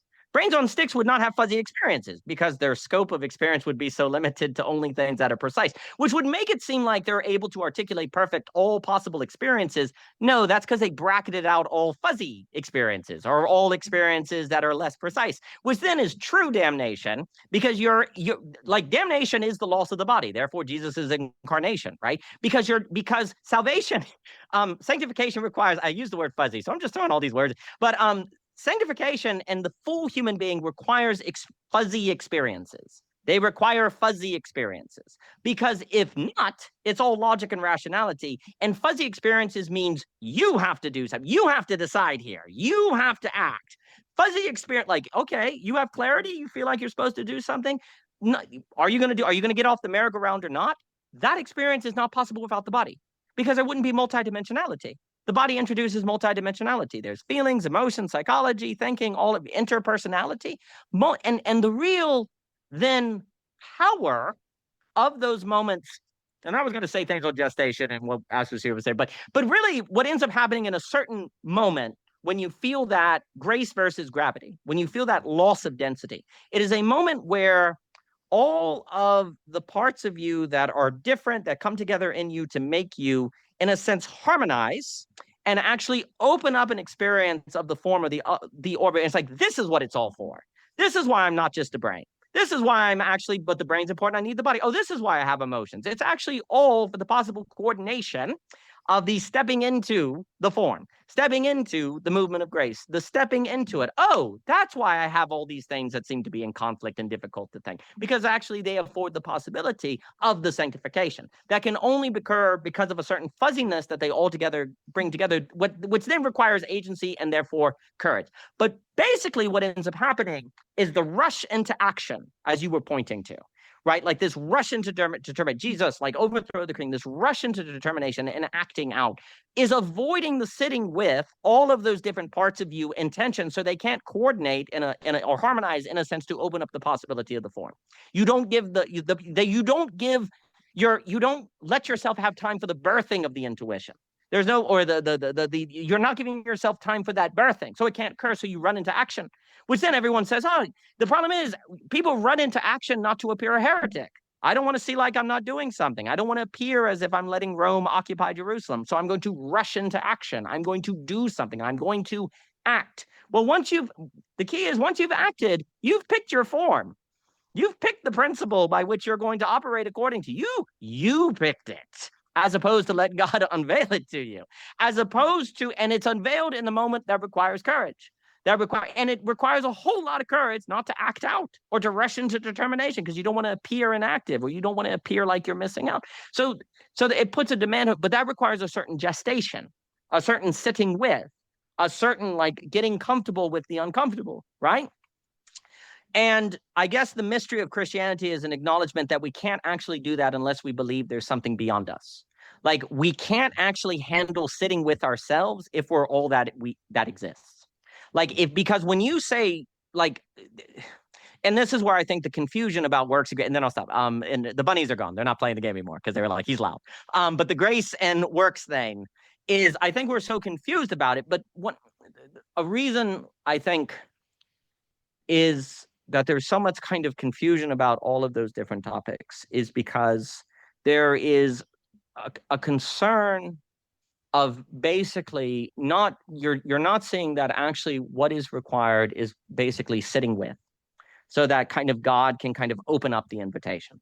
And once you see that, and basically, I guess the way I was going to say it is, if you don't believe that there's a world beyond you, then what that practically means is that you're God. And you see no human being can be God. And actually everything that Luke was saying and that y'all have been saying with, and I love actually the point that idea that anxiety is almost kind of a last ditch effort to stop an acknowledgement of the body. That's great, because that's why, Philip Reeve and Peter Berger, the world is now covered in anxiety. It's basically a last ditch effort. It's like, you better acknowledge the body now. Mm-hmm. And that global spread of philosophical consciousness, they put it. But the thing I was going to say is, basically, we practically see what happens to people when they are God. They may not directly say I'm God, but if they're all that exists because they over-identify with everything that occurs to them, then they get the weight of God, the weight of being God, and then they can't be carried by forms. They can't be carried along. Nothing can kind of melt off. So the key is, once you acknowledge there's a world outside of yourself, which is an act of salvation, now you have the lightness of being for sanctification, for actually following the forms, right? But do you notice then that the enabling condition of you being able to act is to acknowledge that you're not the center of all things and that there's something beyond you? So it is humility that actually is the enabling condition for your possibility of lightness to enter into sanctification. And so, but the issue is that means the reason why it's very important, I think, for the Christian to get this right is because the Christian can't therefore engage in salvation without opening the possibility of salvation. But if they of sanctification, they can't engage in salvation without opening the possibility of sanctification. But if they identify sanctification as bad or doing something by your own power or doing the work of the cross for themselves, then you're stuck in an endless pathological loop. Because the very salvation that then begins your sanctification begins something that you think is doing Jesus's work for yourself. And so then you're caught in this endless kind of repressiveness. And then I think what ends up happening is Christianity just becomes a kind of option of your worldview, as otherwise the rest of your life is just what everyone else is doing. You have the same views of technology, the same views of society, because you're actually then trying to repress this pathological trap you've been trapped in. So it is extremely important to get those things straight. But I will stop. I'm holding about like 4 different, I don't know what they are now, bowling balls, marbles, something. And also trying to just stay in the in the unfolding. That was magnificent. What I want to say is there's something there's something that sees that courage too, right? So like this is going way back now, but when you were talking there before about being courageous, that still can lead to mistakes and all these things, and it doesn't necessarily dictate what's going to come from that. You can't know the outcome of the courageous act, all these things. I really do believe that there is something that sees the courage, sees the willingness to take part in that manner. And there's something that comes from that, almost like a well, I guess it's a growing of oneself and a better attunement, whatever it is, almost being aware of more tracts that are maybe opened up to you. I don't know how to describe any of this with words. There is a sense of that. And then I was thinking there at the end when you were saying something about stuff being melted off, and I was thinking about these sort of orbits, and I was just thinking about kind of the grace of the sun, and kind of like the warmth of it sort of melts off. Yeah, lots of images. I'm going to get to gestation in a minute, but the other one that I wanted to bring in briefly there, which if we go back to something else you were talking about there, Daniel, I was thinking about you were talking about language, and you were talking about sort of the willingness, the courage to sort of grope around with language, and to, in doing that, you can look like a fool, you can look, like I often do when I'm trying to put words to images in my head on the internet. So, like there's sort of the willingness to just like sort of throw words out and all of that. And I was thinking and how the body, like the necessity of the body in all of this. And I was just thinking about my intense irritation with, large language models, the way, the language of them, when it's like everyone, the way it spits it out with, wow, that's an incredible insight you had there. And, like, and the mimicking, the mimicry of humanness. And just that, even I guess I bring that up because there's even just the subtle discernment in that, that you can sort of read that language and still be aware that it's not quite right. Like there's something that's a bit off. And it's trying really, really hard to sound human. And yet there's something there that feels off, right? And it's in the body. And it's not to say that it, obviously it can get very good at doing it, but there is a discernment. And I think, that speaks to potentially, again, it is not groping around looking for language. It is not through the body. It is not sensing in the body and then trying to kind of like turn that into words and all these things. And there's something in the output of it that I think we can experience in our body as knowing that, and sensing that. And it's, yeah, it's important. Yeah, I'm glad you raised the gestation thing, because that's been on my mind this whole time too. And just the importance of, Luke, at the recent net, I was just talking about the importance of, I think I've spoken to you about this before, of the holding, the sort of holding and waiting for a moment. So, like having something happen and then sort of becoming aware of like all the stuff that's going on in your body in response, not being too quick to go to the mind and into meaning making, and then often therefore action as well. But you know, and the holding and actually purposely being with and allowing it to, you can call it process or grow or percolate or circulate or whatever it is. But again, that's tricky space, because I talked about it as gestation, because I think there's something nice about, you know, gestation is for a fixed period of time, and then the baby is coming. You know, and it's going to be ejected. It's going, so, and there's a force to it, right? And it doesn't really matter if you're ready or not, it's going to happen now. And so there's a lot, you know, I think when I used to talk about holding rather than gestating. You know, it's very quick for someone to say, yeah, but you know, you could do that forever, and then, but there is also a tuning into the timing again. I used to call it timing or pace or momentum or something. I think it's just, gestation's the best word I've got for it, because there will be a moment where it's something like it's done its gestating, and you have to, some of what we're talking about here is tuning into knowing when to, either it's that, oh, the gutter has arrived, like this is the moment, you know, and now I have to like kind of relinquish or make the move or let go or like take the courageous step or whatever the thing is. This is the moment for it. Or I can miss that moment.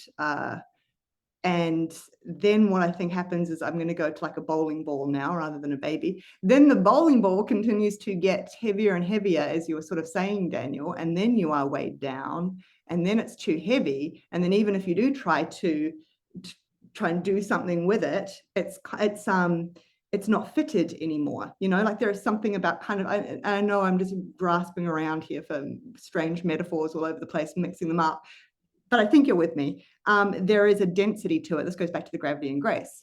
Now it's not at its correct density that it needed to be at to be able to be fitted to this particular gutter or tract or whatever when it came around. And so you have to know, and this is why I loved that focus that we had on relinquishment in some of our conversations too, Daniel, because there is and it's not the same every time. Sometimes it is enough that you kind of like feel something and it grows for a little bit, and then there's a quick, you know, action to it or something. And sometimes you are gestating these things for, you know, 20 years. And so it's not clear. And trying to discern all of this is yeah. So I kind of think about it. I know we've been talking about moments of clarity, but I almost think about it as moments of birth, because it is true too, depending on the situation, that sometimes the thing that you might be doing, the courageous act, might involve a letting go of something too. That is actually something that there is comfort to holding on to as well. So like what I'm trying to say here is that there can be grief, and we're not just talking about courageous acts where it's like just kind of doing something a bit crazy, and maybe, you know, maybe you'll make a lot of money or something. Like it's like sometimes the courageous act is doing the painful thing, and oftentimes it is. So yeah, there's all of this is important in terms of being able to be aware of, and I guess so this is exactly what we're talking about. It's being open to the fact that what will let you know that is not you. You know, it's attuning to like the nudges or that's how I have experienced it anyway. It's like if I can let myself be open to it, it's like the feeling almost, and I think I've told you this before, Dan, almost like a now, and that's not right because it's not like that, but that's the best I can do language to it. But you have to, that's an experience thing, and that's a trial and error thing, and that's a figuring out the difference between that and a moment of stress where you're just desperately trying to get out of what it feels like to sit with just like too many questions now all at once. And also, you know, emails are like jamming up and like all these things are going on. And I just need to like do something to get take down the pressure of all that. You know, you could mistake that for something like a nudge. So you know, discerning all these things are very important. I think that's all I had. I don't know. I'll jump back in if more comes to me. I do love the stick though, Daniel. This is a good prop for the stick and a wire.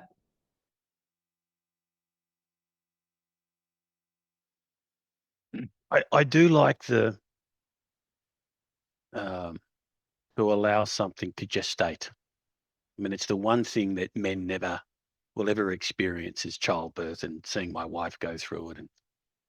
And it's, you know, you can, throughout the entire kind of process, there's this wonderful, if the female is able to acknowledge it, not resist it, a wonderful allowing something that is absolutely out of your control. We call it nature. Nature needs to run its course. What does that mean? You know, like, because there's, you know, coming from a bit more of a medical kind of background, boy, there's so much that can go wrong from day one. And yet most of the time it doesn't. And so there's this trust in the whatever's happening. That could also kill me. Well, not me, but, you know, the female in question. And that's very much, you know, often how I sense when there's a really deep question. Maybe I've had to struggle with it a little bit, something where I genuinely do not know and I'm asking for guidance. You know, so there's these two forms of questions where I kind of, yeah, maybe option A, option B, you know, I kind of got a bit of a grasp of the concept. You know, do I lean this way? Do I lean that way? That seems to stay. It gets ingested and it stays somewhere. Doesn't really go too far down. But those questions where it's, I don't know, and a really big I don't know, that somehow is able to seed itself and become fertilized, if you'd like.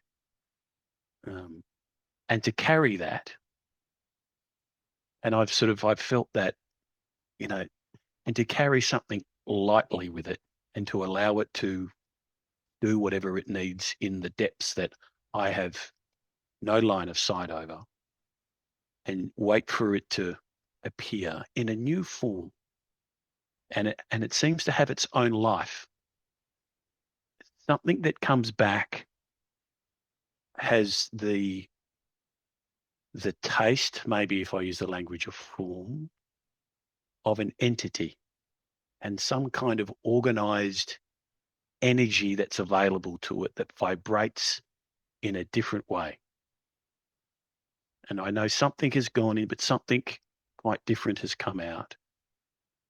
And the interesting part is when I can recognize that, that's the right thing, which always puzzles me. How do I even recognize it? And so this is again coming into this mystery of something has recognized it. There is something that's a part of me that recognizes the truth in that, whatever's come up. But I couldn't get to it myself. I could not get to these depths, these higher realities. I've needed help. But when it comes to me, I see the truth in it. And then literally the truth has set me free. It's like, yep, okay. Thank you. Hallelujah. So this has always intrigued me. There was a saying that I liked that I still ponder over, that our salvation is just a process of convincing ourselves of what we already know. If you're bursting, Daniel, please bring it. Well, that's wonderful. Well, there's a few things. So, first off, when you're talking about an entity and this feeling of a certain sort of living being, you know, the term form, but there's also something about form that is participation in something. And we've used language like orbit, and there's some sort of suggestion or feeling that this thing being participated in is a quote unquote being, like it is a being. And of course, what's just very interesting is that, of course, there's always this weird idea that God is everything. But then it's like, well, what does that mean? Is the car God or something? Like, what does it mean? Like, so God is everywhere and nowhere. Okay, God is everything. Okay, but he's also like Jesus and the Holy Spirit and whatever. So there's this weird double thing where God is basically seemingly all things, but also then in another sense has definitive qualities, particularity in something. And there's some kind of doubleness that's going on. There is some sort of sense in which there's a way in which, well, all of this is about being in God. Yeah, that's all what it is. And there's key moments where you can be in God or not in God. There are key moments and that actually you are God, but also the image of God, right? So you are God, but also not completely God, right? Like there's this weird, like the fuzziness is going on. And you know how we said earlier that you can like the necessity of the human to be human is thanks to a certain fuzziness. Like if there was no fuzziness, you'd be like a head on a stick, right? So at another level, the fuzziness between God being distinct from us and also us being in God precisely is the fuzziness that makes the universe what it is as a sacred romance, as actually moving toward its fullness in God. So there's a fuzziness that is actually not a bug, but a feature, like that actually enables the entire movement, that then in our own individual lives, there's a way to kind of isomorphically participate in the thing that actually all things are doing at the same time. And there's some mystery in how the use of the word God simultaneously points to everything being in it together, but also the word God refers to a distinct being, at least in Christianity, right? And I would actually argue all religions, I don't care what religion, Hinduism, Islam, they've all struggled with trying to articulate this mysterious relationship between God being everything and God being particular, right? I think that is part of how dare I say, the fabric of reality that is actually necessary for this sacred romance, as a term I constantly use, but that's actually necessary for the individual life of the human being going to work 9 to 5 in a marriage to be cosmic. Like it actually has the structure of the cosmos. Like it actually has the structure of the very life of God in a particular person without it being God. And yet it has a kind of likeness to it, right? And so then it's actually the same structure all the way down. And it is all kind of participating in something that is all the same thing, in the same way that God is everything, but also God is not everything because it's finite and God is not, right? Well, likewise, so it's all the same, but also not. And that fuzziness is what actually creates the mystery that then gives us a thing to orient ourselves toward, that because we cannot fully grasp it, we can become beings that otherwise you could not be. So let's put it this way. If you existed in a universe where there was no fuzziness, the kind of being you could be would be very different than a universe where there was fuzziness, right? So if God makes a universe where there's fuzziness, there would be reason to believe that a universe with fuzziness is better than a universe without fuzziness. And the kinds of beings that we can be, thanks to fuzziness, is better than a universe where there was no fuzziness. And that this applies on all levels of the cosmos, all levels of being, right? And that the full implications of living out that fuzziness, I think, is what we're each individually like living to do. And it is indeed an entity. And this is also the ancient mystery of saying God is being. Okay, so God is being, but he's also a being. And of course, Heidegger's like, don't give me that ontotheology nonsense. And then everyone's debating this. But there's this idea that God is being itself. But he's also Jesus in the Trinity, right? So again, there's this way that God's being is what actually we are all participating in. And then I guess the speculative idea is that to the degree you participate well in this general notion of God, which is on a continuum with the particular Trinity of God, actually then makes you more like the Trinity. Like you move from the image and likeness of God to actually being the image and likeness increasingly of the Trinity in a certain sense. Like it particularizes, it becomes definitive. But then, of course, what would it mean to be in the image and likeness of Trinity, or actually have a life that is more Trinitarian? I think that is an incredibly speculative and open question. But it also, I think, there's something fundamentally communal about it. Now, that's opening a lot, But there is something where I guess what I want to say is that all of this is some sort of participation in the being of God, which also is God, because it's on a continuum of what the Trinity affords. And there's some sort of following, and I completely agree with what you're saying on courage. There is a problematic version of courage that is just doing something stupid. That's not what we're talking about. It actually is this courage of letting something pass through you or relinquishing or giving up. So those moments have something to do with making the being of God that you are in and participating in, making it more, well, I want to say like particular, more alive. You actually, there's a way in which there's some sort of idea that your general understanding of the forms, you actually then actually see it. You see it in its particular dynamics. You see it in the particular way that this thing causes this energy and this thing takes away energy. And it's actually a law of spirit, like a law of nature. And you see, like when Plato's talking about seeing the forms, there's like, or seeing the spheres. All these ancient thinkers are talking about the spheres, the parity. There's this idea that's actually like a way this all works. It all has a kind of order, kind of calls in it like a kind of logic to it. But it's not deterministic like cause and effect. But in order to have order that's not deterministic as cause and effect, it must be an order of fuzziness, which is the word we've been using this evening. It's an order thanks to the fuzziness that comes out of the fuzziness that almost necessarily must be developmental, and it must be a developmental toward a full realization of the particularization of God from the position of God's being to the fullness of what that is, and you could start getting into in the fullness of the Trinity.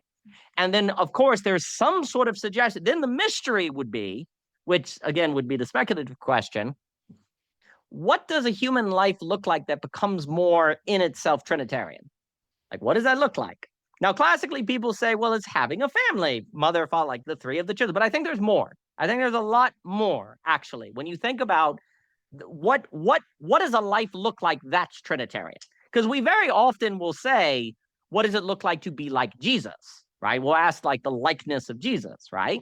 And of course, if you say to be like God the Father, that's heresy or something, but no one talks about being like the Holy Spirit, right? Because it's kind of fuzzy and we don't know what's going on. But there's something here about, I think everything that we're talking about is actually almost in a sense, perhaps participating in the revelation to the collective of what it means to be like the Trinity in particular and in human life.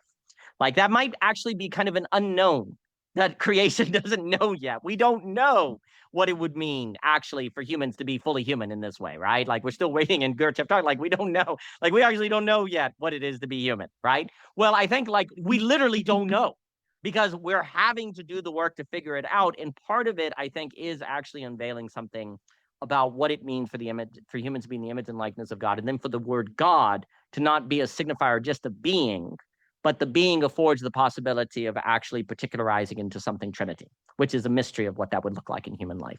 I think I think social coordination mechanisms, and Luke's written an important word of the movement of spirit. I mean, I think we're seeing. But the last thing I guess I was going to say on a personal note, on this idea of gestation holding. So I guess, and I guess I personally think about this tension between works and salvation, faith alone, all of that stuff, which I think with courage. But a way I kind of think about it is there's a certain way for me to be a Christian has a certain idea that nothing held will be in vain, if I use that language tonight. Like nothing you gather in yourself, like nothing that you hold, like everything you do in courage, like every act you do in response to the call, whatever you gather into you will be a gestation. Like it will be. You will gather nothing in vain. Like, and I do think that's basically, there's a suggestion. You may not know how it goes together. You may not know what it births, but it will birth. It will not be in vain. Now, if you do a bunch of your own personal interests because you're avoiding doing the thing you're supposed to do and it's all distracted, well, those fragments, yeah, they're going to be in vain. You're going to just do a bunch of random stuff to build your resume or whatever. Okay, cool. But if you're gathering things in you that required courage, which often looks like letting go or looking like appearing heretical, right? If you do all those little tests or all those little things, whatever you gather will eventually, there will be a mysterious, it's actually a birth. And that's when it's God, because that's why it's not just good works, right? Because you're gathering, but the moment of the birth is when the force, this mysterious force, forces something out, right? Or there happens to be a counter where something happens, right? I think there's something about there's always this language of stewardship in Christianity, this kind of thing. So there's something about, for me, I think that there's something optimal about the human being that is engaging in a certain life of holding, and they're holding that of which follows from courage, and then basically having the faith that this will be a gestation, that this will birth something. And then God has to be that birthing. And you don't know what's going to be birthed, right? I think this is getting at what it means to seek first the kingdom of God and his righteousness. I think this is getting at what faith in this idea of the call, like the way that humans co-labor with God, which is not reducible simply to human agency, but also does have human agency in it, right? I do think the saint basically lives their life trusting that all the things they hold will be a gestation. Like they don't know how or when, but they actually trust that all these things that they're gathering. And then I think also there are mysterious moments where you feel like God says, commit to this. I want you to be here and continue to do this for a while, right? And you gather it. So these friends, these interactions, these talk, this work, gather the things you gain at Mead Lake, gather these things here. So there's also something about the gathering that's tied to commitments, like feelings of I'm supposed to commit. But then interesting enough, many times those moments of the birthing actually have you relinquish the thing that actually was a mechanism of gathering so that it can be an icon, not an idol. Like that's also a very interesting thing. I guess I have seen in life that often the things that you actually did need to do to gather can be the thing that comes up to needing to be on the altar to make sure that it was an icon. So then ironically, the thing that what happens at those moments can be that the thing that would have been a gestation because you weren't willing to give it up is now just a holding. That's the irony. Like the willingness to put the thing on the altar changes the ever holding into a gestation, right? But that doesn't mean you shouldn't have done the thing. You needed to do the thing to have something you could put on the altar that could become a gestation. And that's why I think relinquishment. And then, of course, the question is, to what degree is relinquishment good works, right? Like it's not, because, of course, when Luther's talking about good works, he's really looking at more of that OCD behavior of if I go up the steps on my knees, then God's going to think I'm holy. If I do these weird kind of rituals, like, the good works was much more tied to kind of OCD behavior in many, many respects. But also, too, good works is tied to like relinquishing or doing less or letting go, or these key moments of actually being willing to seen as heretical or not being responsible, right? I mean, the funny thing is that the real good works don't look good at all. Like they don't look, they're bad works. Like the good works that actually lead towards sanctification to yourself and others will be bad works, right? Like the Christian doesn't need to worry about the quote unquote good works that appear bad or appear like letting go or doing something false. Those are actually the appearing heretical that allows for a holding to become a gestation, right? And so I do think there's something about life. If I were to close it, I think there's something about, if I said it in kind of practical, like terms, there is something where I think the human being is optimal when they have a orientation of gathering. They're gathering. Like when they wake up, they're saying, I am gathering. And I am gathering according to a sense of the sacred romance, a sense of God, a sense like I'm following it. Like I'm looking, I don't know where it's going to be. I don't plan on it, but I'm going to walk across the yard here. Okay. There's a little, okay, I'm having this thought about how I hate my coworker. I'm sensing that the sacred romance says you shouldn't have that little voice in your head. So I'm going to follow the sacred romance and not talk about to myself and let myself get angry. Okay, I'm walking here. Okay, oh, I see that neighbor. I really don't want to talk to him right now. I want to avoid them. No, I'm sensing I need to go talk to them and see what's going on and not think they're going to distract me and waste my time. And, and you face that little thing. And then you go in and you say, no, I'm going to read this book. And there's these little activities that you're doing, believing that each one of those activities is somehow gathering something in you. And you don't really know how, but you're just gathering. And as that occurs, life is such that there will then be moments that require courage of you, that will require it. And it will look different for every individual life. And to the degree you were doing all those little steps, I think is to the degree you were developing the perseverance, the courage, the slow to anger, the patience that are actually needed in those key moments. And then in those key moments, I think when you do what you're supposed to do, which I think is ultimately the beautiful, then all of those little things you gathered birth.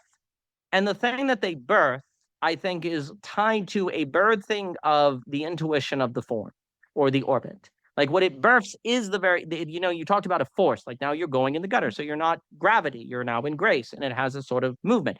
And the experience of this is gaining energy because you feel something pulling you. It's not just your energy, it's pulling you along. And you actually are then sensing an ability of how things move. And then there's a certain acceleration that happens where things open up in your life, relationships open up because you now have this orientation to bring a different energy into all of these things that then changes the space of the people that you're around. And now possibilities open up that you could have never imagined because they couldn't have opened up until you brought that energy, until you brought that kind of being. And then that can have an impact on how those people act and they start moving in your own life. And then other things open up. And then you gather. You continue in the kind of gathering until you have the next form, until the next sort of step. And that is a process of sanctification. And it translates into really practically in your life. And because one of the key things that ruins it, I think many lives are ruined because they get in merry-go-rounds. Many marriages are ruined because they're enclosures. Many lives are ruined because they get in something that they can't get out of. They can't think of how to get out of. Well, if you're in something you can't get out of, then you need to change the conditions of possibility. You need to change what's possible. But you can't change what's possible except from within one of these forms, except one of these orbits, because you can't bring an energetic change. And if you can't bring an energetic change, then you can't bring a change in the existential way to escape these merry-go-rounds. And you have to change the people around you, of which then makes these positive feedback loops. And I think that sort of gathering and sensing into, and then trusting that if one does this, that they will be where they're supposed to be, they'll be the people they're supposed to be, and they will actually be in their fittedness. And they will be Daniel in the fullness of Daniel, Whitestone name, and you will be participating in the fullness of the cosmos in the creation. And maybe that looks like being a CEO, maybe that looks like being a steward, maybe that looks like being a husband. You don't know. You don't know what's best for your life, right?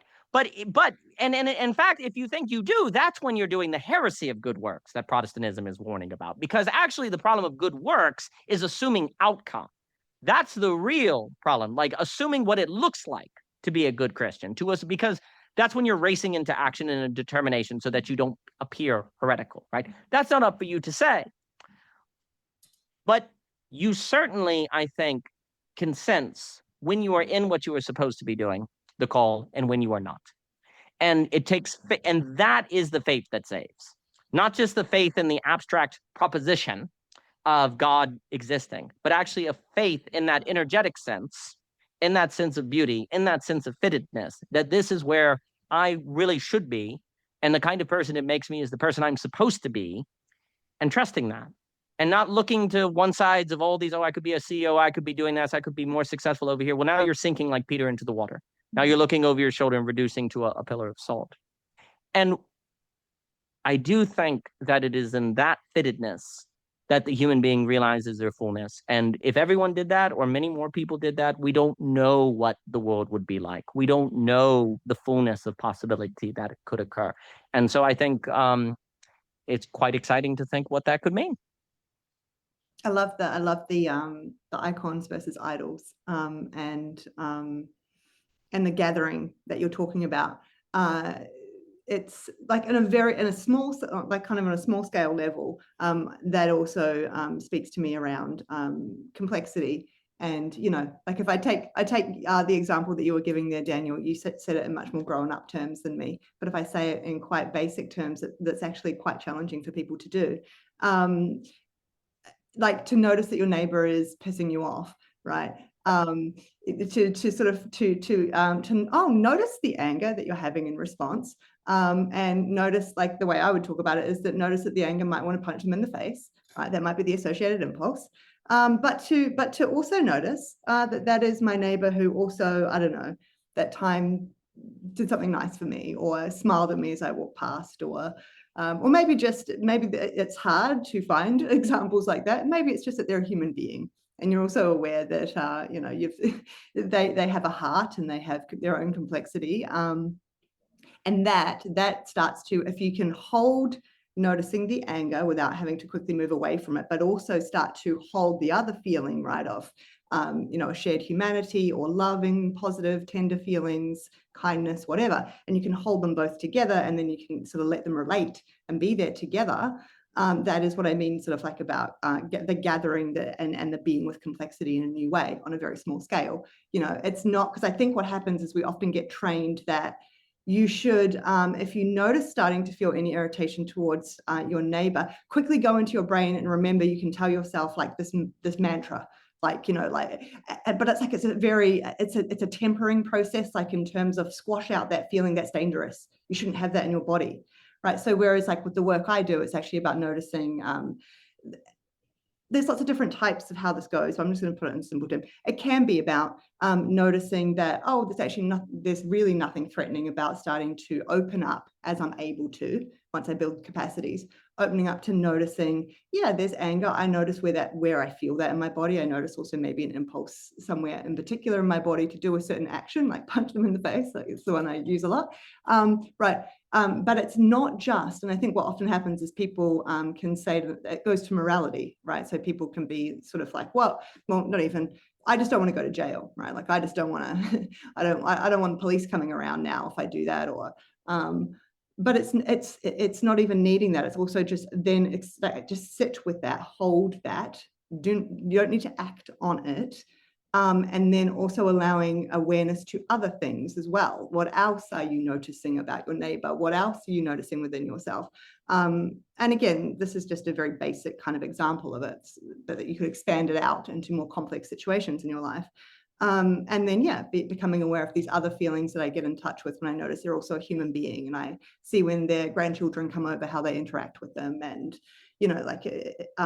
whatever it is. Without having to abandon also noticing the anger, right? It's because that's where I think if we go into kind of maybe more Gurdjieffy language, that's kind of what like the pressing out of expanding in a space to hold more than one thing. And again, I think with good intention, I think an error that we often make and that we teach people to make is quick let go of that anger so that you can now attend to the love that you have. Right.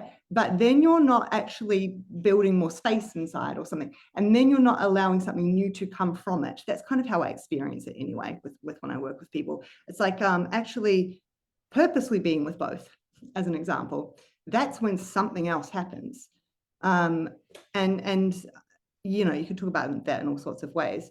But that to me that's what was coming to mind as you're talking about gathering, Daniel. It's just like another way of kind of, the gathering, a particularly complex situation that you are facing, or a question like Luke was talking about, like one of these deep questions that's kind of nested itself inside you and is going to grow, and you're not quite sure for how long. There's kind of a you are gathering, maybe you're gathering nourishment for it or something. You are gathering, and the more like, oh, and then there's kind of it's kind of like a prism or like something. It's like, oh, the more facets that I can start to be aware of, right? The more this thing, I don't know what it is. Somehow the more I get to see it in its fullness or something. Yeah, I'm going to be at the edge of my language now, but something about that. That's sort of how I, and but being, I guess what we're saying here is the being careful to not confuse that with, well, I could always become aware of another facet and another, and like I'm just going to hold on to this forever now, and kind of like, it's knowing when you've kind of got it, and maybe this is a form thing. You've got it in a form or something that is now, like it's now ready for something. Anyway. But I liked the icons versus idols, and the being careful not to confuse this process and the things that do gestate with the end goal, or with the icons versus idols. That says it all. I don't need to put more words to that one. I'll sound like an LLM. So there's a lot which I would love to explore further, that notion of having the Holy Trinity in oneself. Because the tradition that I came from with Gurdjieff says very clearly we have to. He calls it a different word, but This is the balance. The Father, Son, and the Holy Spirit, or the various expressions of those three, I'll just call them energies, forces, which are all one. And this is really the mystery, in my view, of the Holy Trinity, is God's relationship with himself. God's relationship with his world, God's relationship with us. That every other religion, in my view, cannot address, because either God's far away and one can never have a relationship, or God becomes everything and then you're just him.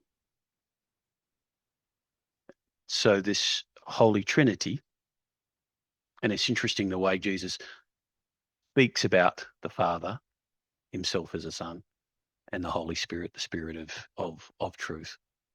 But Gurdjieff, he calls the Holy Trinity, even though he absolutely equates it, but calls the Holy Trinity the law of triamasekamno, which is in a sense three of me as one. And this kind of can relate to something that affirms in me, something that resists or kind of denies in me, and then something that can reconcile those two. Always in a dynamic relationship. Never stops. It's not like, I'm here, nothing more to do. It's how do I keep this circulating in me?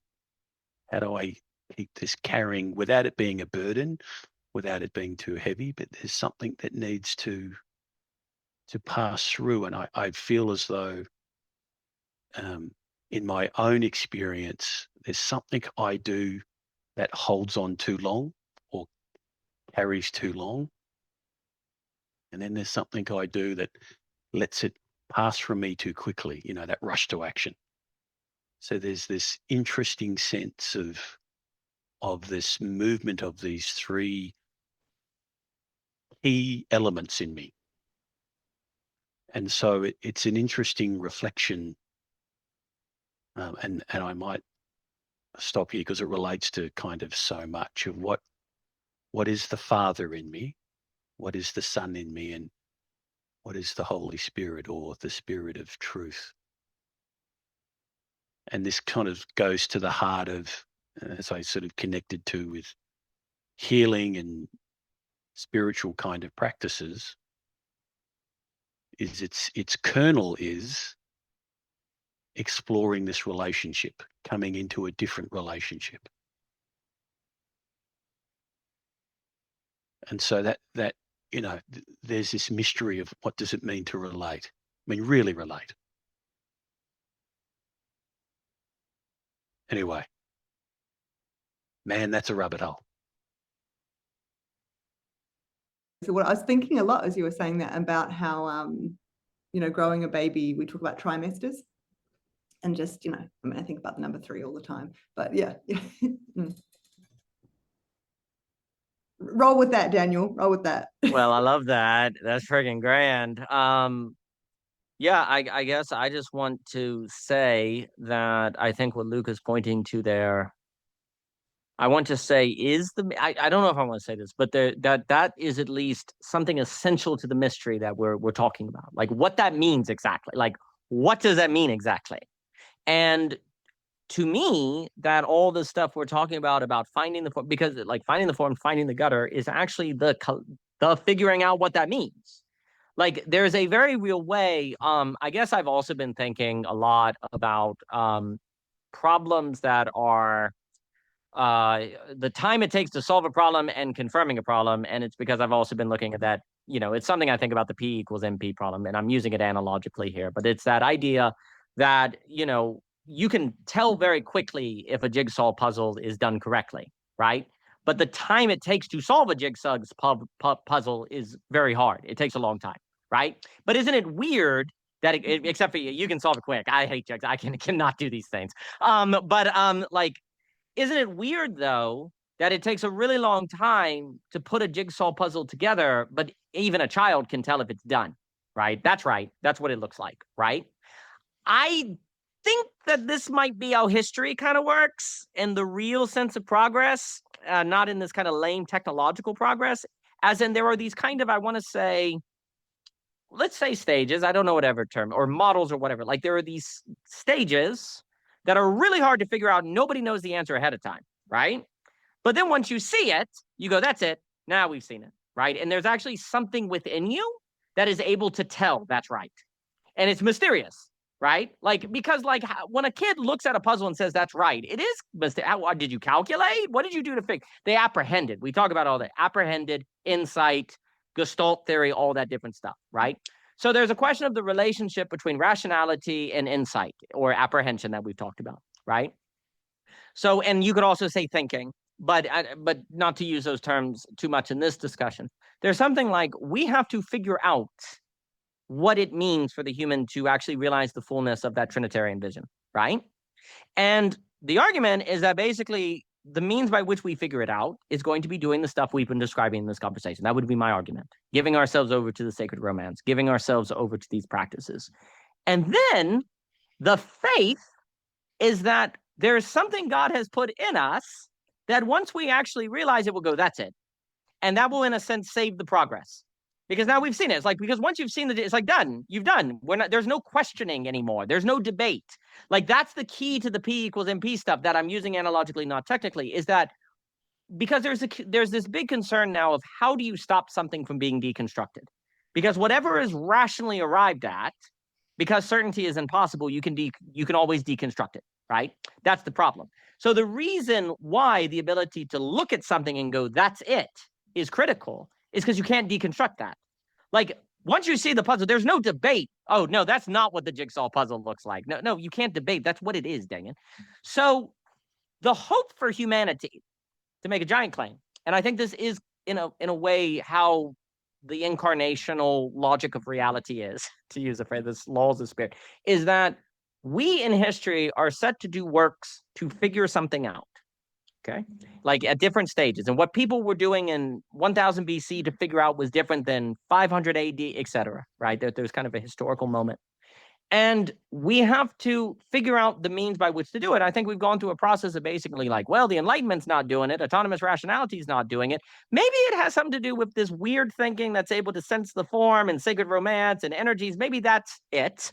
And now we're in the process of trying that because all the other stuff's not working and leading toward World War III. But, game theory, violence, whatever. So it's like, let's try that. And I think basically the trust is that let us choose to give ourselves over to that work and then have the faith that as that realizes the model, the fullness of the jigsaw puzzle, there will be something in us that goes, that's it, right? And that ability to go, that's it, is a gift from God. I think that's like the thing in you, the image of God, the ability to go, that's what it looks like. That's right. And then the progress is saved in a sense, right? Like there it is. This is what it looks like. We don't have to think about it anymore. We've seen it. But notice it has to be a model. It has to be an image in a sense to see it, right? Well, that's why we're made in the image and likeness of God. We're not the syllogism of God. We're not the proposition of God. We're not the formula of God because you couldn't see that and therefore could always deconstruct it. But an image, once you've seen the Trinitarian human being, if I use it, once you've seen someone like Jesus, once you've seen a saint, you go, that's a saint. And you go, where's your rational reason? No, I see it. I see the jigsaw puzzle is done, right? Whatever they did to put together the jigsaw puzzle of their life to make sainthood. Now I see the image. That's it. No debate. It's done. That's what it looks like, of course, right? Now this is what you have to do to the saint. You can dismiss it. You can say, yes, I see that's a jigsaw puzzle, but I don't care. You can dismiss it. But you can't dismiss that is a completed jigsaw puzzle done correctly. Do you understand what I'm saying? You can say it's a waste of time. The kid wasted their time to do the jigsaw puzzle. You can say it's of no significance, but there's no debate in the seeing of the completed jigsaw puzzle that this is it, right? So it goes with full human beings. Yeah, those were saints, and because even atheists acknowledge that saints are weird.